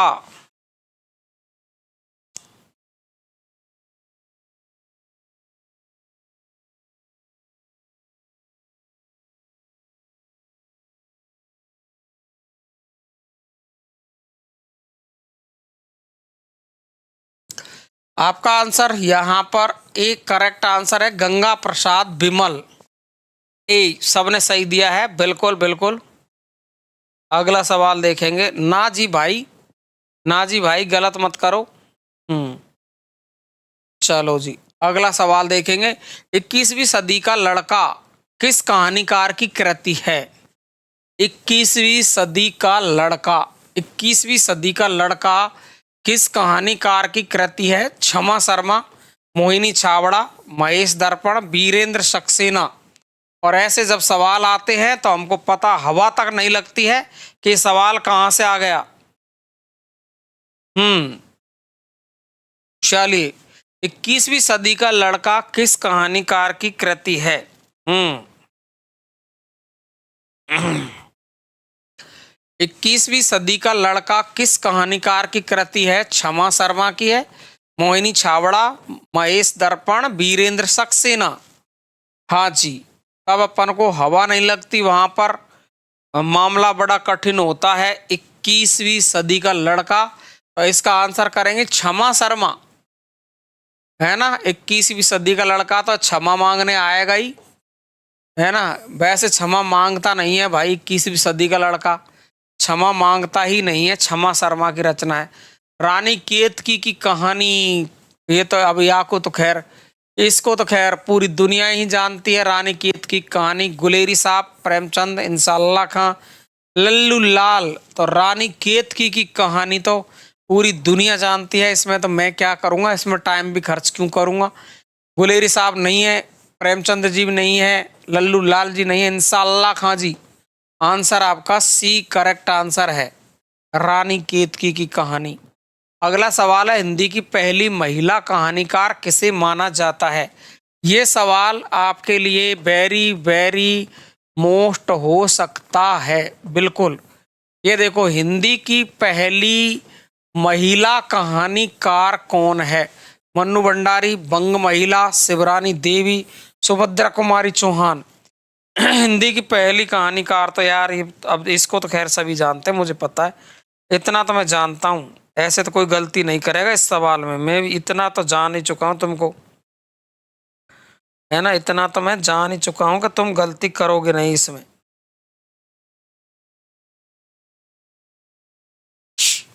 हिंदी की पहली महिला राजेंद्र वाला घोष, है ना। नाम क्या है, राजेंद्र वाला घोष, राजेंद्र वाला घोष, राजेंद्र वाला घोष, है ना। वो कौन है, बंग महिला। कौन है वो, बंग महिला राजेंद्र वाला घोष कहलाती है। तो आपका आंसर यहाँ पर बी करेक्ट आंसर है, वेरी गुड। और ये हमारा अर्धशतक पर आप पहुंचे हम। उदय प्रकाश द्वारा कौन सी कहानी नहीं लिखी गई है। उदय प्रकाश पढ़ना पड़ेगा भाई। तिरीच, पाल गोमरा का स्कूटर, पीली आंधी और दरियाई घोड़ा। नॉर्मल ही, नॉर्मल सवाल है, नॉर्मल सवाल है। है ना, बिल्कुल राजेंद्र वाला घोष। चलिए, जवाब, मुझको जवाब पे जवाब दो। उदय प्रकाश द्वारा कौन सी कहानी नहीं लिखी गई है, और इसको समझ सकते हो एक सेकंड में। यस यस, शानदार। अरे आपके दो ही तो पूछा जाता है, एक तो काली आंधी, एक तो काली आंधी, है ना भाई, और एक पीली आंधी। एक तो काली और एक पीली आंधी, है ना भाई। ये दो सवाल आते, काली कमलेश्वर, काली कमलेश्वर और पीली प्रभा खेतान, पीली प्रभा खेतान, है ना भाई। तो आपका आंसर यहाँ प्रभा खेतान की है, तो सी आंसर करेक्ट हो गया, है ना। इतना नॉर्मल सवाल था, देख मजा आ गया ना। Yes, good good, yes. तो पीली आंधी, काली आंधी कमलेश्वर की है, पीली प्रभा खेतान के हैं। आजादी के बाद हिंदी कहानी के क्रम में पहला क्रम कौन सा है। कोई इस सवाल का जवाब देगा, मजा आ जाएगा यार। हिंदी कहानी के क्रम में पहला क्रम, वेरी मोस्ट सवाल है, बताओ। देखो ऊपर से उठा के लिखा है, मतलब दुनिया में सरल सवाल है ये, लेकिन अपन को जब ये नहीं आता है तो हम इस जगह पर भुड़कने की कोशिश यहाँ पर होती है ना भाई। ये देखिए आप, कितना सरल सा सवाल आपको पूछा है, या फटाफट से देखो।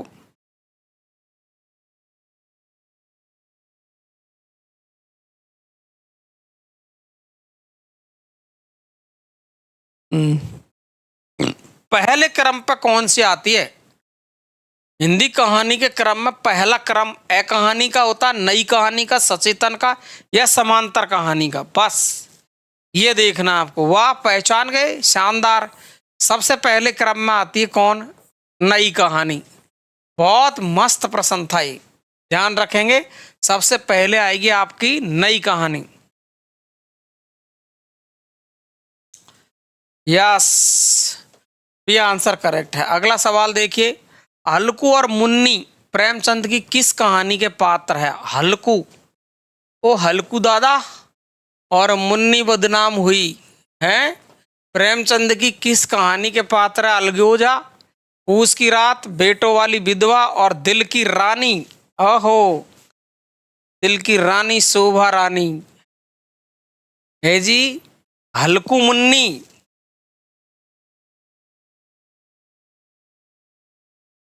बिल्कुल नई कहानी, अग्गे समानांतर में कमलेश है ये। ओ हल्कू, हल्कू कहाँ से आया है हल्कू। पूस की रात में आया हल्कू, पूस की रात में आया हल्कू। तो बी आंसर आपका करेक्ट आंसर होगा। बी आंसर आपका करेक्ट है, हल्कू दादा, है ना मुन्नी। ओ मुन्नी। धर्म क्षेत्र कुरुक्षेत्र कहानी के लेखक कौन है? धर्म क्षेत्र कुरुक्षेत्र कहानी के लेखक कौन है? महीप सिंह, कमलेश्वर, हिमांशु जोशी, दूधनाथ सिंह। धर्म क्षेत्र कुरुक्षेत्र, धर्म क्षेत्र कुरुक्षेत्र, बताओ आप।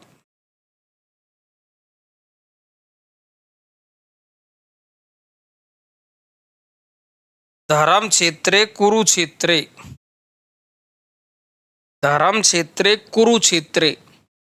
समान शानदार वाली सी यो, ये ये बात, ये बात हुई, ये बात हुई, ये बात हुई, ये बात हुई। अरे वाह, शानदार, एकदम गजब। क्या करेंगे? दूधनाथ सिंह। ई आंसर करेक्ट है, दूधनाथ सिंह। धर्म क्षेत्र कुरुक्षेत्र, दूधनाथ सिंह। भोला राम का जीव। मजा ना आता कि इसको पढ़ने में, भोला राम के जीव को फाइलों में दुबा रहता है ये भोला राम का जीव। कितना मजा आता है भाई साहब, पूछो मत समाचार। भोला राम का जीव किस विधा की रचना है? क्या निबंध, रेखा चित्र है, संस्मरण है या व्यंग है? बताओ। भोला राम का जीव, यार मजा आता है भाई इसको तो पढ़ने में।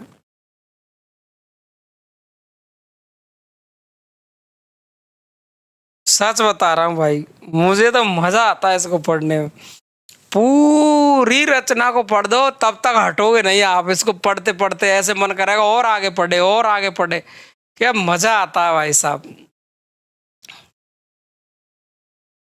ठीक है ना बेटा? तो आप देखेंगे इसका आंसर, मुझे पता है तुम गलत कर रहे होंगे।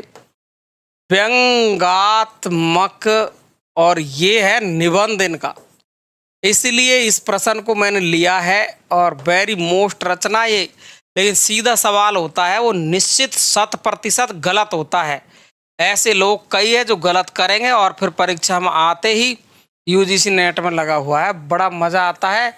ये है निबंध, ध्यान रखना इसका आंसर ए माना जाएगा, न कि व्यंग माना जाएगा।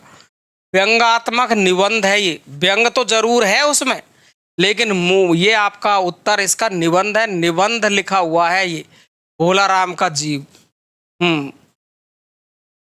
हाँ, जामुन का पेड़, उसमें भी ऐसा ही है। एलडीसी वगैरह को उठाते हैं, कभी मालिर, कभी फाइल वहां पे गई, फिर वहां पे गई, बड़ा मजा आता है इनको पढ़ने में। अब बताओ, पूरे लोगों ने उत्तर गलत किया था ना?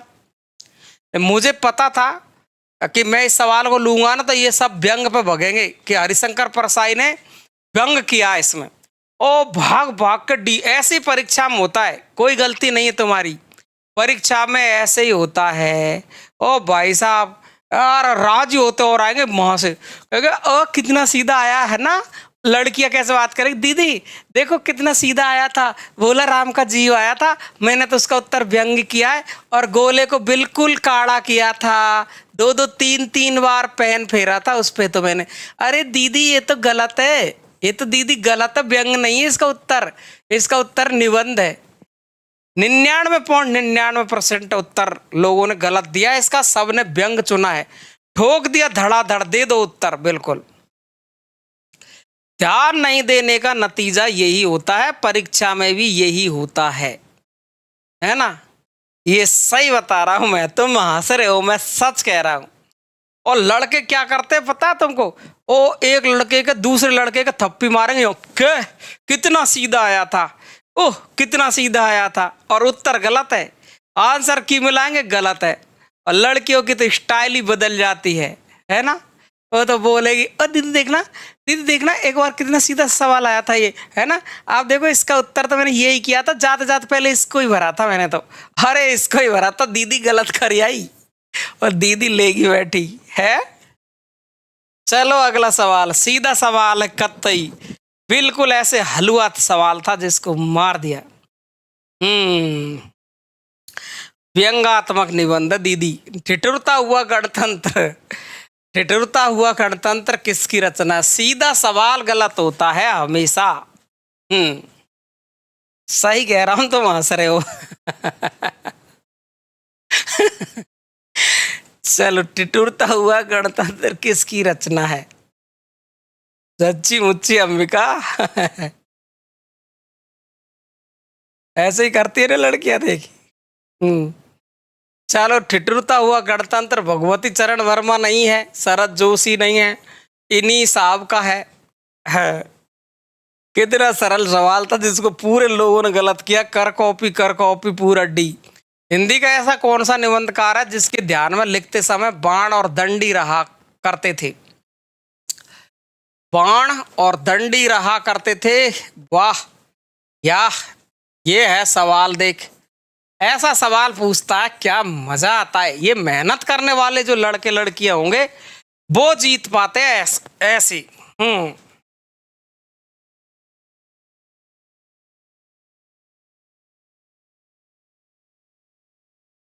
हम्म। है, गजब का सवाल है यार ये तो।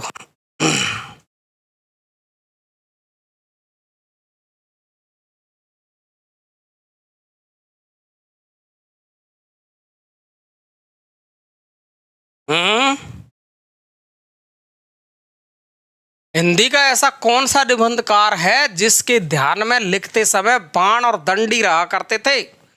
रामचंद्र शुक्ल, महावीर, इनका तो बाण और दंडी से कोई मतलब ही नहीं था। गुलेरी साहब का गोविंद नारायण मिश्र, ये हमेशा बाण को याद करते थे। और दंडी 7वीं सदी के जो आचार्य है, 7वीं सदी के आचार्य, ये जो दंडी है, ये दंडी 7वीं सदी के आचार्य है जिन्होंने रचना लिखी थी काव्यादर्श। काव्यादर्श रचना है ना। तो ये उनका ध्यान किया करते थे, Govind Narayan Mishra. C answer correct है। क्लियर सी। यो, आपकी अदाएं लाजवाब है। अरे वाह।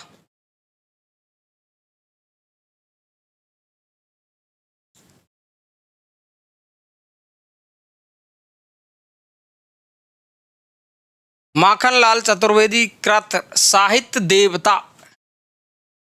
साहित्य देवता माखनलाल चतुर्वेदी की गणना किस गद्य विधा के अंतर्गत आती है? संस्मरण, आत्मकथा, निबंध और रेखा चित्र। साहित्य देवता, साहित्य देवता। या हम्म।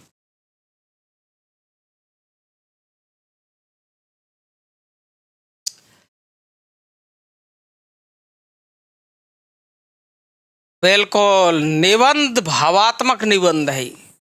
सी आंसर आपका करेक्ट है। सी, भावात्मक निबंध आपका सी करेक्ट आंसर होगा।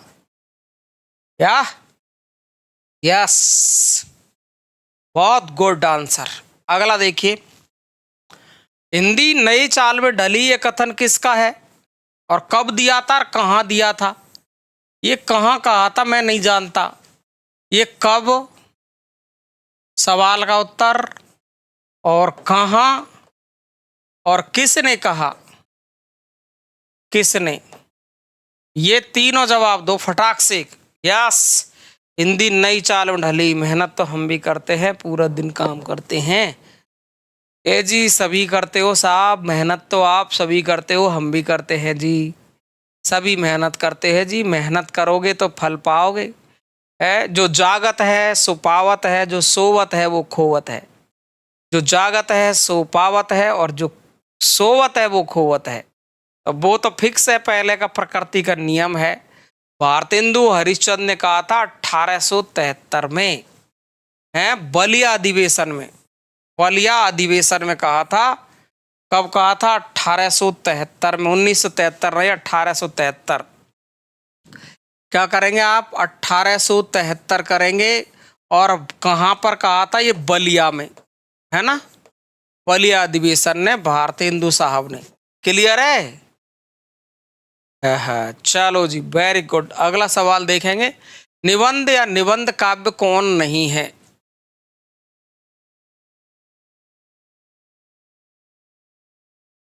ये प्रश्न यार गलत सा लग रहा है मुझे तो। हैं, ऐसा लग रहा है क्या आपको?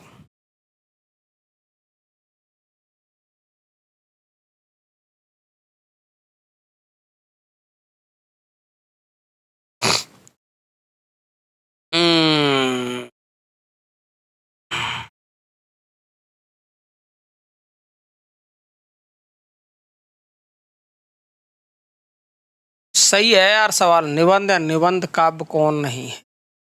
तो आप सब जानते हैं प्रलय की छाया, शिवाजी, विनय पत्रिका एक काव्य है तुलसीदास का। ए आंसर इसका यहाँ चुनेंगे। Very good, A answer correct है इसका। यस।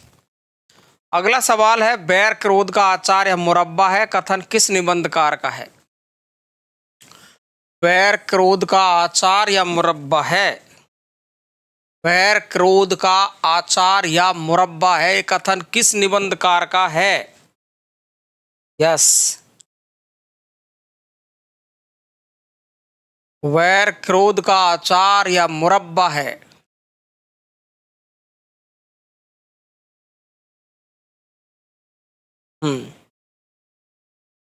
चलिए खींच के लीजिए। क्या उत्तर दे रहे हो आप यार। सी पक्का, शुक्ल बाबा। क्या करेंगे, शुक्ल बाबा, सी आंसर करेक्ट।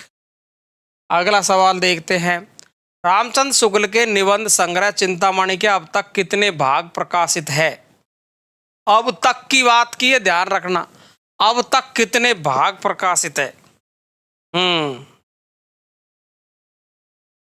अब तक कितने भाग प्रकाशित है ये पूछ लिया इसने। अब तक कितने भाग प्रकाशित है।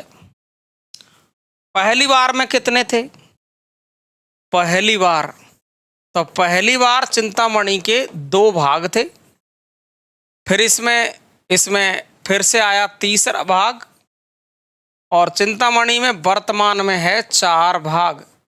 इस सवाल का जो जवाब होगा वो डी आंसर होगा।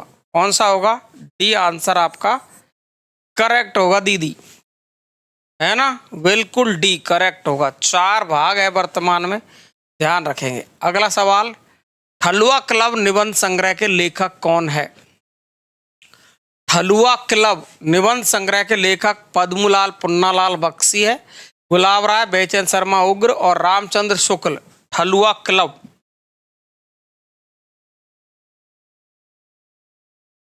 ठलुआ क्लब।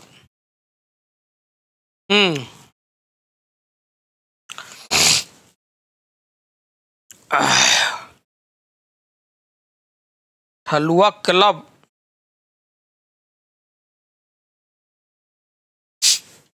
ठलुआ क्लब, रामचंद्र शुक्ल, बेचैन शर्मा उग्र, गुलाब राय, पद्मलाल पुन्नालाल बख्शी।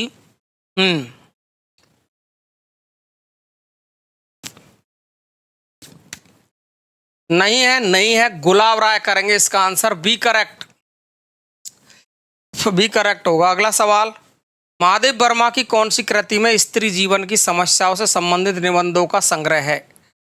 महादेवी वर्मा की कौन सी कृति में स्त्री जीवन की समस्याओं से संबंधित निबंध है। अतीत के चलचित्र, मेरा परिवार, स्मृति की रेखाएं, श्रृंखला की कड़ियां। वाह वाह, ओ हो, ओ हो, कभी तो भाग रहे हैं, कभी आ रहे हैं। वारे लोगों का आना जाना मेरी जिंदगी का। बताओ देखें कौन सी कृति स्त्री जीवन से संबंधित है। और राम रे, इस पे तो गिर रहे हैं टूट टूट के, इस पे तो टूट टूट के गिर रहे हैं। हा। श्रृंखला की कड़ियां निबंध है इनका, आपको पता है। स्त्री जीवन की समस्या को उठाया गया है, तो डी आंसर आपका करेक्ट आंसर है। अगला सवाल, टूट टूट के गिर रहे हैं ना भाई। अगला देखो, श्रद्धा, भक्ति, करुणा, लज्जा आदि विषयों पर किसने निबंध लिखे हैं। तो श्रद्धा, भक्ति, करुणा, लज्जा, ये सब का उत्तर रामचंद्र शुक्ल बाबा है। रामचंद्र शुक्ल बाबा मनोविकारात्मक निबंध लिखने वाले हैं, शुक्ल बाबा। हिंदी में छायावाद शीर्षक निबंध श्रृंखला के लेखक कौन है। हिंदी में छायावाद, हिंदी में छायावाद, हिंदी में छायावाद शीर्षक निबंध श्रृंखला के लेखक कौन थे। मुकुटधर पांडे, रामचंद्र शुक्ल, महावीर प्रसाद द्विवेदी, नामवर सिंह। या जी, सवाल अच्छा है जी, सवाल अच्छा है जी। हिंदी में छायावाद। अब देखना इसमें इसमें इसमें इसमें उड़ेंगे तुम्हारे तोते, है ना, तोते उड़ेंगे इसमें। कुछ लोगों का उत्तर सही है, कुछ का गड़बड़ चल रहा है मामला भयंकर वाला। हिंदी में छायावाद नामवर सिंह नहीं है, महावीर नहीं है, रामचंद्र शुक्ल नहीं है, मुकुटधर पांडे। ये आंसर आपका करेंगे हिंदी में छायावाद। बताओ कितने लोगों ने झटका खाया है यहाँ पर, कितने लोगों ने झटका खाया है यहाँ पर। कन्फ्यूजन में है, हमने भी तो कहा था वही कन्फ्यूजन में है। ये आंसर मुकुटधर पांडे। साहित्य जन समूह के हृदय का विकास, अब पूरी दुनिया जानती होगी इसको। तो साहित्य जन समूह के हृदय का विकास है, ऐसा पूछ सकता आपसे कि साहित्य ज्ञान राशि का संचित कोश है, ज्ञान राशि का संचित कोश है, संचित कोश है, संचित कोश है ना। साहित्य समाज का दर्पण है, साहित्य समाज का दर्पण है, ऐसे भी तो पूछ सकता आपसे। और साहित्य जनसमूह के हृदय का विकास, इस पर टूट के गिरेंगे, देखना टूट के गिरेंगे अभी, इस पे गिरेंगे टूट के। साहित्य जनसमूह के हृदय का विकास है, निबंध के लेखक कौन है?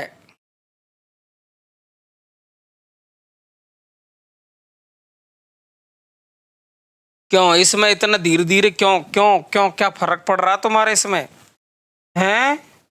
अरे यार, ये इतना सरल, जो भी पूरी दुनिया जानती है, ये कथन भी है और निबंध भी है उनका, कथन और निबंध दोनों ही है। तो आप ध्यान रखेंगे बालकृष्ण भट्ट का है, इसमें भी क्या सोचने की जरूरत पड़ रही थी तुम्हें?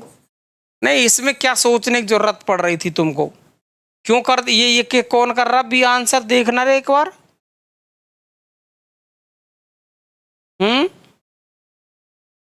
वाह यार, इतना इतना सरल है यार। अरे राम रे, मरवा दिया रे, गलत। इतना सरल सा सवाल, साहित्य जन समूह के हृदय का विकास है, ये निबंध भी है और कथन भी है, दोनों ही है बालकृष्ण भट्ट का। वैसे ही विकास है, वैसे ही भट्ट साहब, वैसे ही बालकृष्ण है। आ हा, बताओ कितना सरल। जब भी मैं कर रहा हूं ये धीरे धीरे उत्तर क्यों दे रहे, मैंने सोची तो टूट के गिरेंगे, है ना। चलो तो ये दोनों का और बताओ। साहित्य ज्ञान राशि का संचित कोश है, ये किसने कहा है? साहित्य समाज का दर्पण है, किसने कहा है? ओ हो।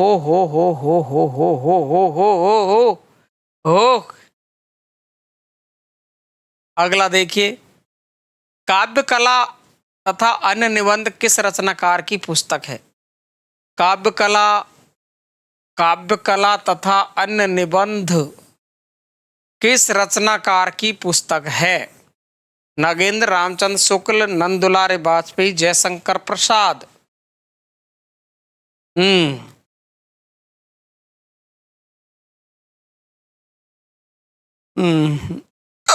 अरे राम रे, कौन याद करे छे? काव्य कला अन्य निबंध किस रचनाकार की पुस्तक है? करना देखो इसका आंसर। काव्य कला तथा अन्य निबंध इंपॉर्टेंट है, गलती नहीं कर देना। सरल सा के जवाब है, सरल सा जवाब है भाई। नगेंद्र नहीं है, शुक्ल बाबा, नंदुलारे वाजपेयी नहीं है, इसका आंसर है जयशंकर प्रसाद। कला से संबंधित बात जयशंकर प्रसाद ने लिखी है, काव्य कला तथा अन्य निबंध। अगला सवाल आपका है, मजदूरी और प्रेम निबंध के लेखक। तो शायद मुझे लगता है कि आप में से एक भी गलत नहीं कर सकता। अगर किसी ने अलग गलत किया तो इस पर चलेगी तलवार, इस पर चलेगी तलवार, लड़ाई होगी, लात घूंसे चलेंगे, है ना, कुछ भी हो सकता है इसमें। अगर इस सवाल का उत्तर गलत किया तो तलवार चल सकती है, टुकड़े टुकड़े हो सकते हैं। यहीं से छोड़ूंगा, अस्त्र सर वहीं पे जाएगा। हाँ जी, गलत मत करो ये सवाल। चलो, मजदूरी और प्रेम निबंध के लेखक कौन है? बाबू गुलाब राय, सरदार पूरण सिंह, पदम सिंह शर्मा, और बाल कृष्ण भट्ट। टूट के गिरो, टूट के गिरो, टूट के गिर पड़ो, ऐसे खींच के लो। यस, मजदूरी और प्रेम। पदम सिंह शर्मा बता रहे यार, कई लोग तो इसमें भी भ्रमित हो रहे। बताओ, इतने सवाल है जिसमें भी, मतलब इतना सीधा सवाल है ना, इसमें भी भ्रमित हो रहे। कई तो कई पदम सिंह बता रहे हैं, कई सरदार पूरण सिंह पे मर रहे हैं, सरदार साहब पर। अरे सरदार साहब मजदूरी कर रहे हैं तो कर ही रहे हैं। ये तो बी आंसर आपका करेक्ट है भाई, पूरण सिंह का है ना। 8 निबंधन के, बिल्कुल वेरी गुड, शानदार है। एक दो सवाल ले लेते हैं, चलो 70वां सवाल कर लेते हैं एक, है ना, कर लेते हैं 2-5 सवाल व्याकरण के भी। चलो जी, चलिए खींच के लीजिए साहब। आपकी सौजन्यता बनी रहेगी वाक्य में किस प्रकार की अशुद्धि की गई है?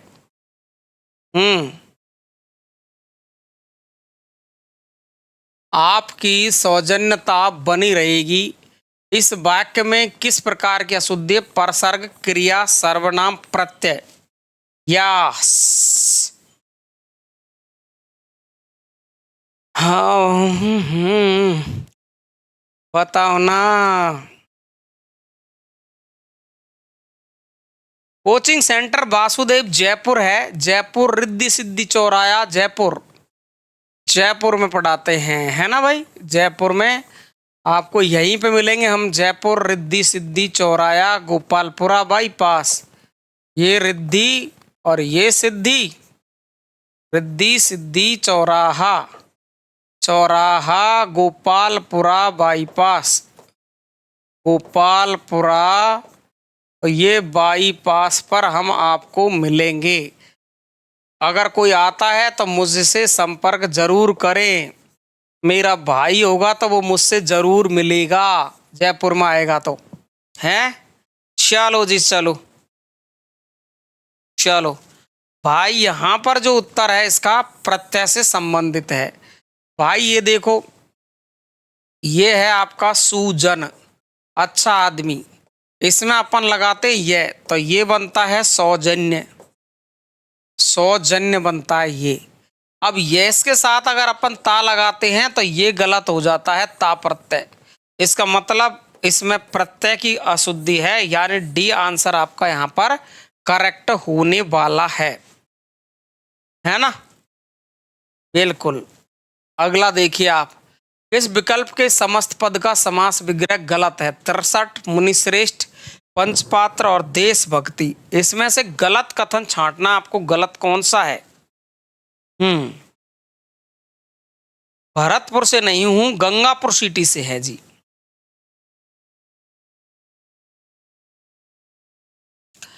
गंगापुर सिटी। समस्त पद या सामासिक पद का विग्रह गलत है। 63, 3 और 60, मुनि श्रेष्ठ, श्रेष्ठ है जो मुनि, पंचपात्र, देशभक्ति, गलत पूछा है।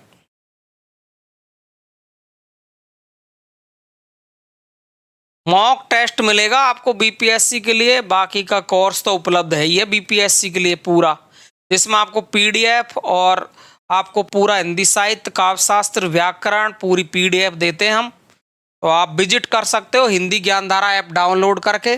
और अगर ये पीडीएफ आपको सभी लेनी है, पीडीएफ ये वाली जो अपन पढ़ रहे हैं, तो ये भी आपको हिंदी ज्ञानधारा पर मिलेगी। तो ये हिंदी ज्ञानधारा ऐप डाउनलोड कर लीजिए आप, है ना। और कुछ पीडीएफ मैंने डाली नहीं है अभी, तो मैं डाल दूंगा 1-2 दिन में ही, है ना, डालूंगा अभी, क्योंकि अभी मैं थोड़ा सा व्यस्त ज़्यादा हूँ, तो कल डाल दूंगा। वो लड़का चला गया है तो मैं अकेला हूँ, इसलिए हिंदी ज्ञानधारा ऐप डाउनलोड कर लें, तो आपको वहाँ पर ये सारी पीडीएफ आपको मिल जाएगी, ठीक है भाई। और फ्री में मिलेगी, कोई पैसा नहीं देना है। 63, 3 और 60 सही है। पंचपात्र, 5 पात्रों का समूह, देश की भक्ति सही है। लेकिन यहाँ आप देख रहे हो मुनि श्रेष्ठ, ये गलत है। ये होता आपका मुनियों में श्रेष्ठ। आपका उत्तर क्या होना चाहिए? मुनियों में श्रेष्ठ। मुनियों में, मुनियों में आपको श्रेष्ठ होना है, मुनियों में श्रेष्ठ होना है। ठीक है ना, मुनियों में श्रेष्ठ आपका उत्तर सही होगा। जैसे मैं आपसे कहूं कवि पुंगव, मैंने कहा कवि पुंगव, ये मैंने कवि पुंगव कह दिया, तो आप करोगे कवियों में पुंगव, कवियों में पुंगव। पुंगव का मतलब होता है श्रेष्ठ, पुंगव का मतलब क्या होता है, श्रेष्ठ होता है। आप देखेंगे कवियों में पुंगव, आप देखिए यहां उत्तर आपका बी करेक्ट होगा। क्लियर, ओके जी, चलो जी चलो, शानदार। अगला सवाल देखिए आप, किस शब्द में अधिकरण तत्पुरुष समास नहीं है, अधिकरण तत्पुरुष समास नहीं है, किस शब्द में अधिकरण तत्पुरुष समास नहीं है, या डी ऑप्शन भी गलत है, किसने कह दिया डी गलत है, डी तो कतई 100% सही है, 100% सही है। देश के लिए नहीं होती भक्ति, देश की भक्ति होती है। मैंने कहा आपसे देशभक्त, देशभक्त, और ये देश का भक्त है, देश का भक्त है, ये संबंध तत्पुरुष है, देश के लिए नहीं करता कोई भी, देश की भक्ति करता है जो कर रहा है। सेना नायक, सेना का नायक। तो आप देखेंगे अधिकरण तत्पुरुष का नहीं है, घोड़े पर सवार है, जल में मग्न है, लोक में ही प्रिय है, सेना का नायक, ये संबंध तत्पुरुष है। कौन सा है, संबंध तत्पुरुष है।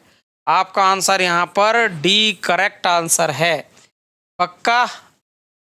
देश के लिए नहीं होता, मैंने कहा जी देश का ही भक्त होता है, देश के लिए भक्ति नहीं होती, देश की भक्ति होती है। नटों में श्रेष्ठ हेतु उपयुक्त सामासिक पद, ला अभी इसको कर दो, लो राजस्थान में आया ये राजस्थान के एग्जाम का प्रश्न है, ये कर दो ला तुम, कोई सही उत्तर छांट ही नहीं सकता, तुम देशभक्ति की बात कर रहे हो, छांटो ना इसका उत्तर। अब वो जो एग्जामिनर ने माना उस उत्तर को जरूर कर सकते हो तुम, उस उत्तर को कर सकते हो जो माना है, लेकिन इसका सही उत्तर निकाल नहीं सकते। नटों में श्रेष्ठ क्या होता है, इसमें विकल्प ही नहीं है, बोलो। मैं कहता हूं इसमें विकल्प नहीं है, बोलो, लेकिन उसने जो उत्तर मान लिया वो मान लिया। क्या करेंगे तुम इसका उत्तर? हाँ, अरे तुम्हारे नहीं मानने से क्या होगा, देश की भक्ति होगी। गलत करके भले आ जाना एग्जाम में, गलत करके भले आ जाना एग्जाम में। हाँ, नटों में श्रेष्ठ, अब देखो इसका सही उत्तर होना चाहिए नट श्रेष्ठ, ऐसे होना चाहिए था ये। ऐसे अपन ने अभी पढ़ा मुनि श्रेष्ठ, मुनि श्रेष्ठ, संत श्रेष्ठ, संत श्रेष्ठ, इस तरीके का इसका जवाब होना चाहिए था, लेकिन ये तो है ही नहीं है। लेकिन उसने, बबलुओं ने ऐसे इसका उत्तर नटेश्वर मान लिया, नटों का ईश्वर। क्यों किया तुमने, नटेश्वर तो है ही नहीं है, लेकिन जबरदस्ती इसका उत्तर ये माना गया है, जबरदस्ती माना गया है, इसका उत्तर नहीं है ये। अब कोई आ तो सरी बहस करने आ, जब पता चले, लेकिन अब बोर्ड ने इसका उत्तर ये माना है, सब इसका उत्तर ये कर रहे हैं, बाकी ये बिल्कुल भी उत्तर नहीं है, इसमें एक भी ऑप्शन नहीं है, डिलीट होने लायक सवाल है। अगला सवाल देखो, लक्ष्मी शब्द के दो पर्यायवाची शब्द बताओ, दो पर्यायवाची शब्द बताने हैं।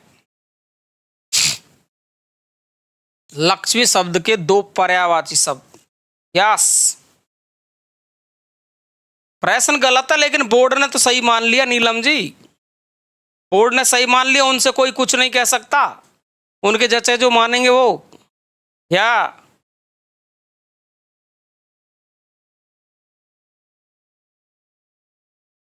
बिल्कुल, ये सुशील जी ने सही कह दी बात।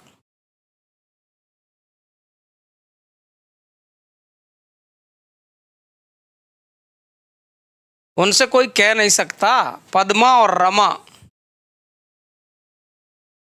ये लक्ष्मी है, काफी इसके पर्यायवाची आते हैं, चंचला, तड़िता, श्री, पद्मा, रमा, कमला, कमला,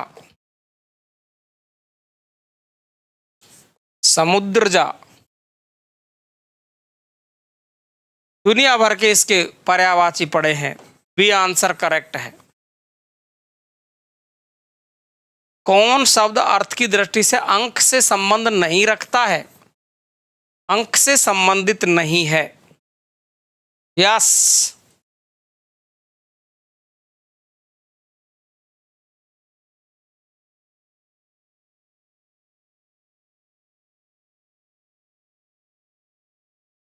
अब ये ज्यादा होशियार है ना यार, रजनी मेनका, और ये तो सुशील भाई, ये तो मानेगी थोड़ी, ये ज्यादा पढ़ी लिखी है। अपन तो नॉर्मल है ना, अपन तो वैसे ही पढ़ा रहे हैं। तो अब इनको ज्यादा ज्ञान है तो है, ये काफी जगह पढ़ती है।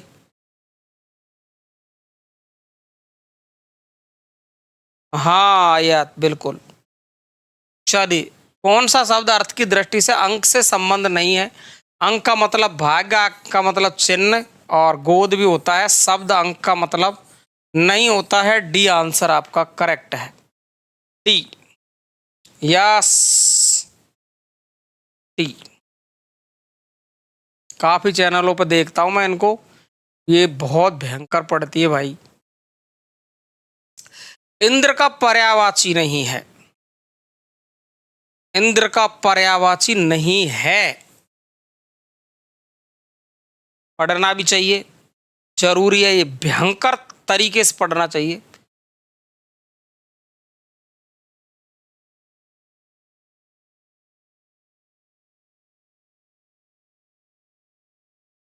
सुशील भैया डांट के ला रहे सुशील भैया के चक्कर में आ जाइयो। इंद्र का पर्यायवाची शब्द नहीं है। चलो, इंद्र, पर्वतरी, सुरपति, मधवा, धुरंधर। पर्यायवाची। अब व्याकरण में नहीं करेंगे, ये निहाल मुझको पता है। ये तो साहित्य में ही कर सकते कुछ, जो कर सकते हैं वो। व्याकरण में इनकी प्या बोल जाती है। अगर 10 सवाल आ जाए तो 10 सवालों में गिर करके पटाख से गा जाएंगे। पर्वत अरी, ये है पर्वत और ये है अरी। अरी का मतलब होता है शत्रु।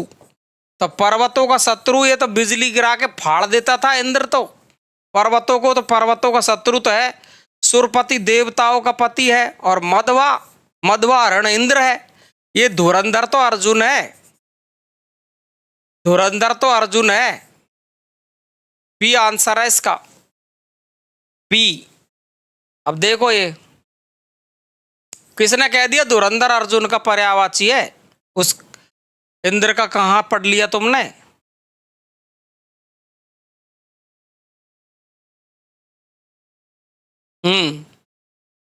किया कुछ? जब व्याकरण आती है तब है ना, ये फिर होते हो ऊपर नीचे। एक दो सवालों के उत्तर। कौन सा शब्द अर्थ की दृष्टि से कर से संबंध नहीं रखता है?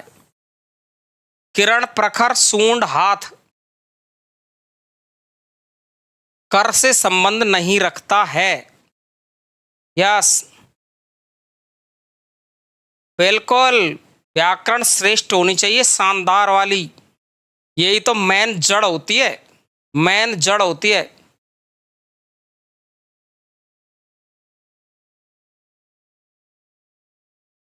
हम्म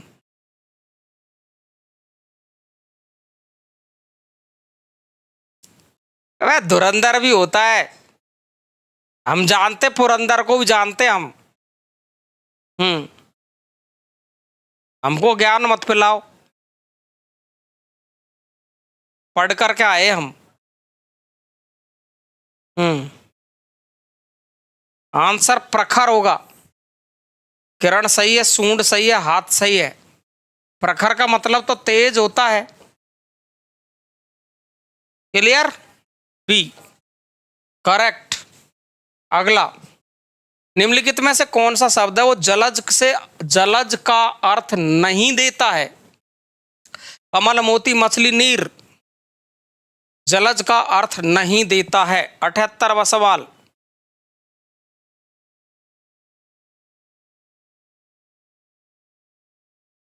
व्याकरण तो बहुत को लेकर डूबती, गलती व्याकरण में होगी। साहित्य में प्रश्न नहीं आएगा तो हम नहीं करेंगे, लेकिन व्याकरण के प्रश्न को करते हैं जबरदस्ती और फिर गलती होती है। और जो डिटेल नहीं पढ़ता वो पार नहीं पड़ती। तुम सोचते हो मैं कहूंगा तो आपको क्या है, बुरा लगेगा। यूट्यूब पर पढ़ने से कभी एग्जाम पास नहीं होती है, ध्यान रखेंगे। यूट्यूब पर केवल प्रैक्टिस कर सकते हैं आप। एग्जाम पास करने के लिए चाहे कहीं से भी थ्योरी पढ़ो, लेकिन थ्योरी पढ़नी पड़ेगी आपको। हाँ, इसको कतई अदरवाइज नहीं लेना। हाँ जी, डी आंसर आपका राइट है। कमल जल में जन्म लेता है, मोती जन्म लेता है, मछली जन्म लेती है। नीर का मतलब तो खुद का मतलब ही जल है, पानी है। और डी आंसर आपका यहां पर करेक्ट आंसर है। यस, तुम कुछ भी नहीं कह सकते। मैं अगर एक सवाल कठिन पूछ लूंगा ना तो आप जवाब नहीं दे सकते। स्वस्वरूप हार में कौन सी संधि है? आप संधि नहीं बता सकते में कौन सी संधि है। कोई संधि का नाम बता दे मुझे, कौन सी संधि है? कोई संधि का नाम बता दे मुझे। व्यंजन, विसर्ग, यण, दीर्घ। संधि नहीं कर सकते, संधि ढंग से।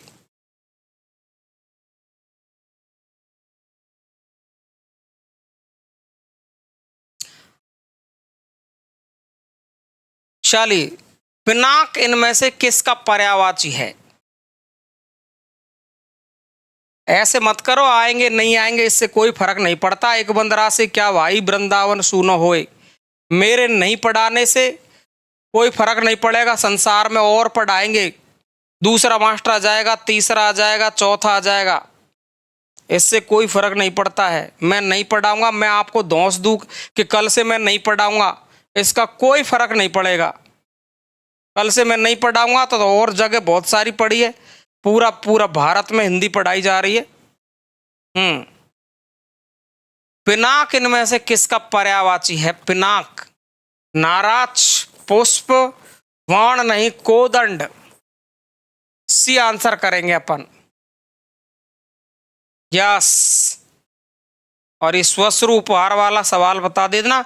और अगर आप संधि का नाम बताते हो तो इसका विच्छेद बता देना।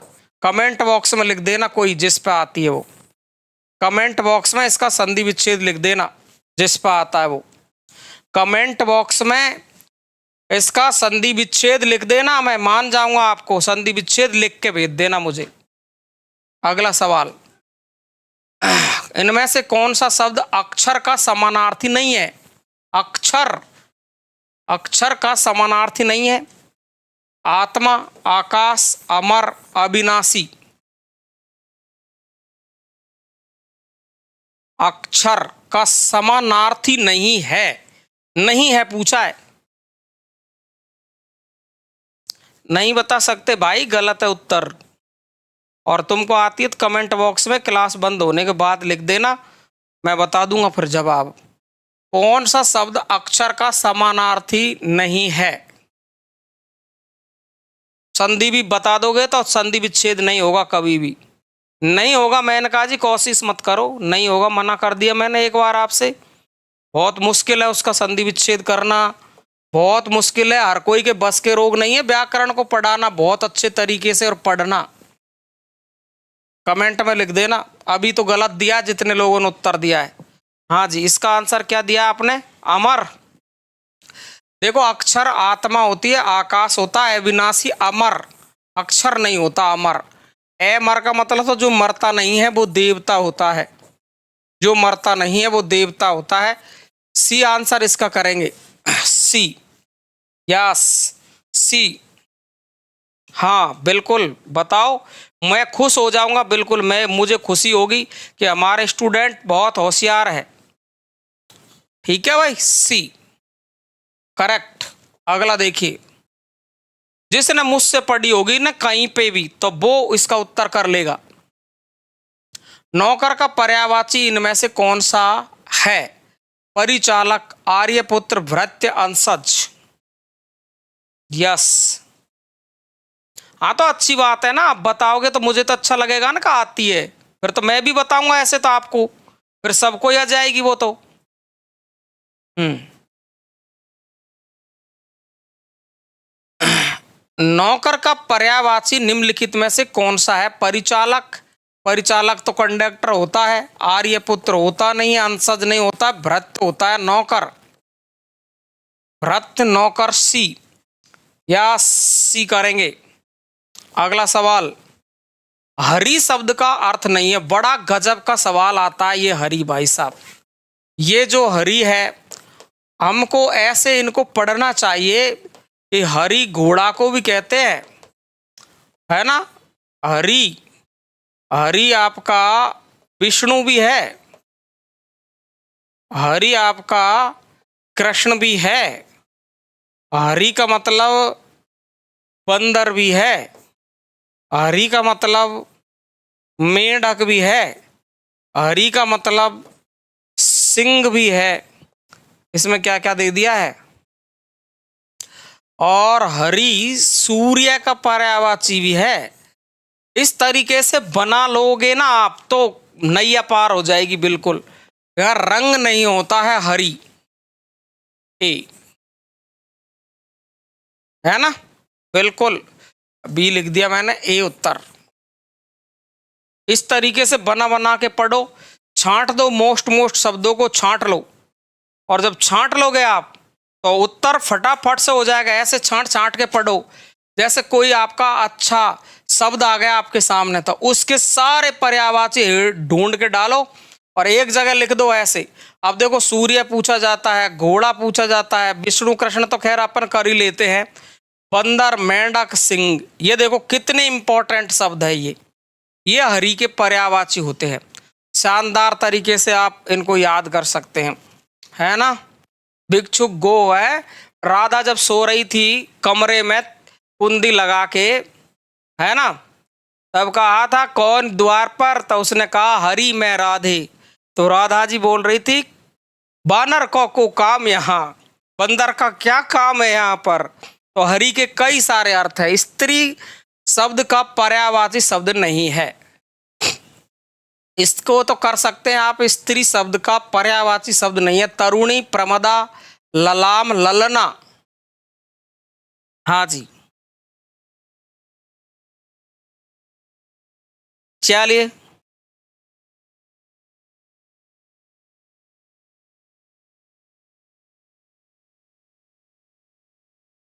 ललाम, ललाम का मतलब लाल होता है।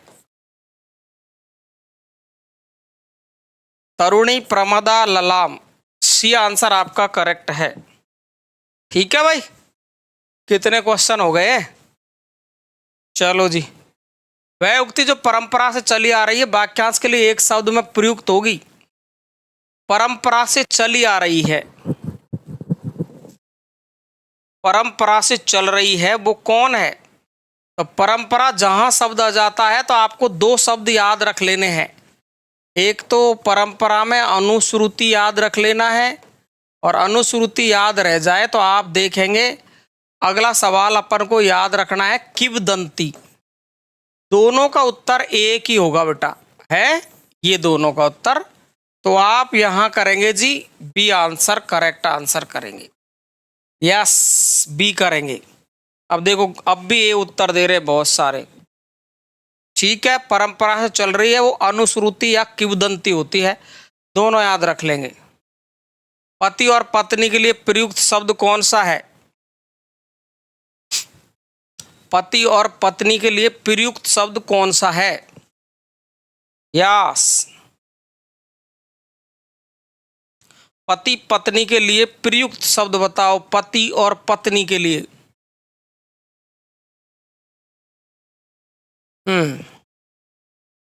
या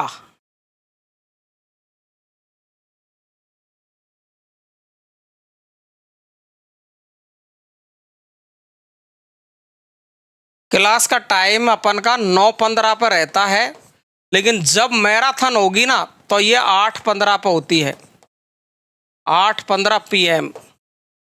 मैराथन होगी, ये मैराथन होगी ना, मैराथन, तब तो 8:15 रहेगा। और सादा टाइम ये साधारण अपन 9:15 पर क्लास रखते हैं, हमेशा से यही चल रहा अपना, सवाया टाइम रहता अपना।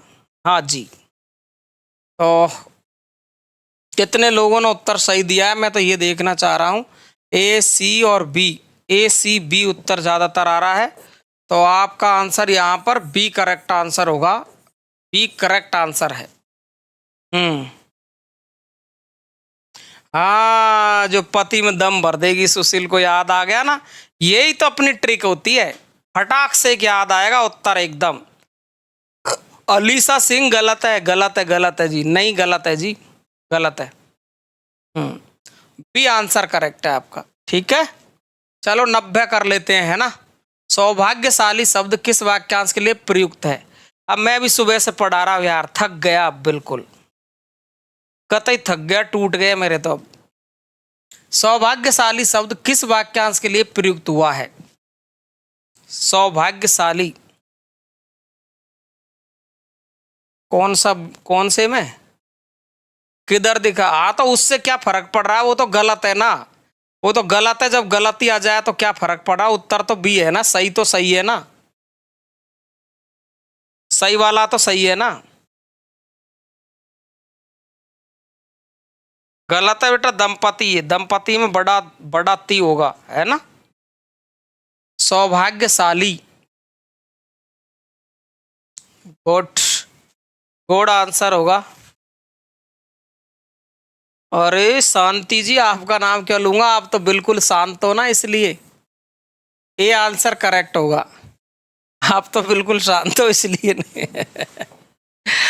चलो, देश सेवा करने की इच्छा के लिए सबसे उपयुक्त शब्द कौन सा है? देश सेवा या सेवा करने की इच्छा, देश सेवा नहीं है, केवल ही सेवा करना है। सेवा करने की इच्छा के लिए उपयुक्त शब्द कौन सा है? सेवा करने की इच्छा,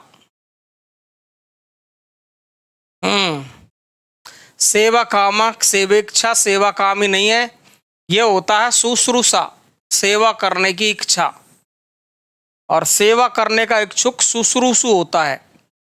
ए करेंगे, ए गलत कर रहे हो आप, सी, ए करना है। आधी रात का अर्थ द्योतक शब्द किस क्रमांक में है? आधी रात,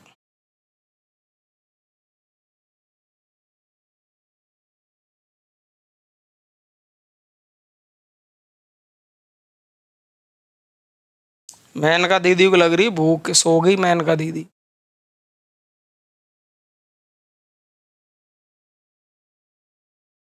आधी रात का अर्थ द्योतक शब्द कौन सा है?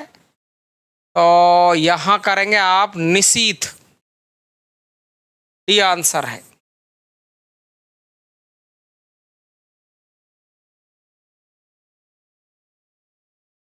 ऐसे गुस्से में हो रहे मुझसे, जैसे मैं आपसे कुछ बता रहा हूं कि बांट के ले जा रहा हूं संपत्ति है। किंवदंती शब्द हेतु उपयुक्त वाक्यांश कौन सा है? तो मैंने अभी जस्ट बताया था इसको, इसको कर सकते हो फटाक से एक आप, किंवदंती। यस, ये आ गया ना, प्रश्न कर लेना, ये किंवदंती, ये कर लो, ये आ गया प्रश्न।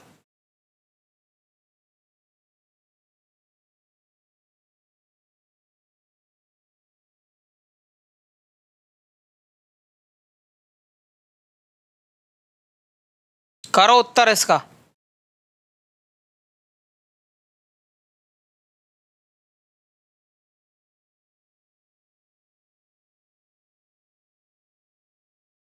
लोगों द्वारा कही जाती है, नहीं है क्या? इसका पता नहीं है, लोक प्रचलित कथन के रचनाकार पता नहीं है, आप करेंगे इसका बी, जो परंपरा से प्रचलित है। अभी बताया था मैंने, अनुश्रुति और किंवदंती एक ही होती है। बी आंसर करेंगे इसका, है ना। यस, मरने की इच्छा क्या कहलाती है? तो कर लेंगे सब आप, ये मरने की इच्छा है, ये मरने की इच्छा मुमूर्षा होती है। तो बी आंसर आपका यहाँ पर करेक्ट है।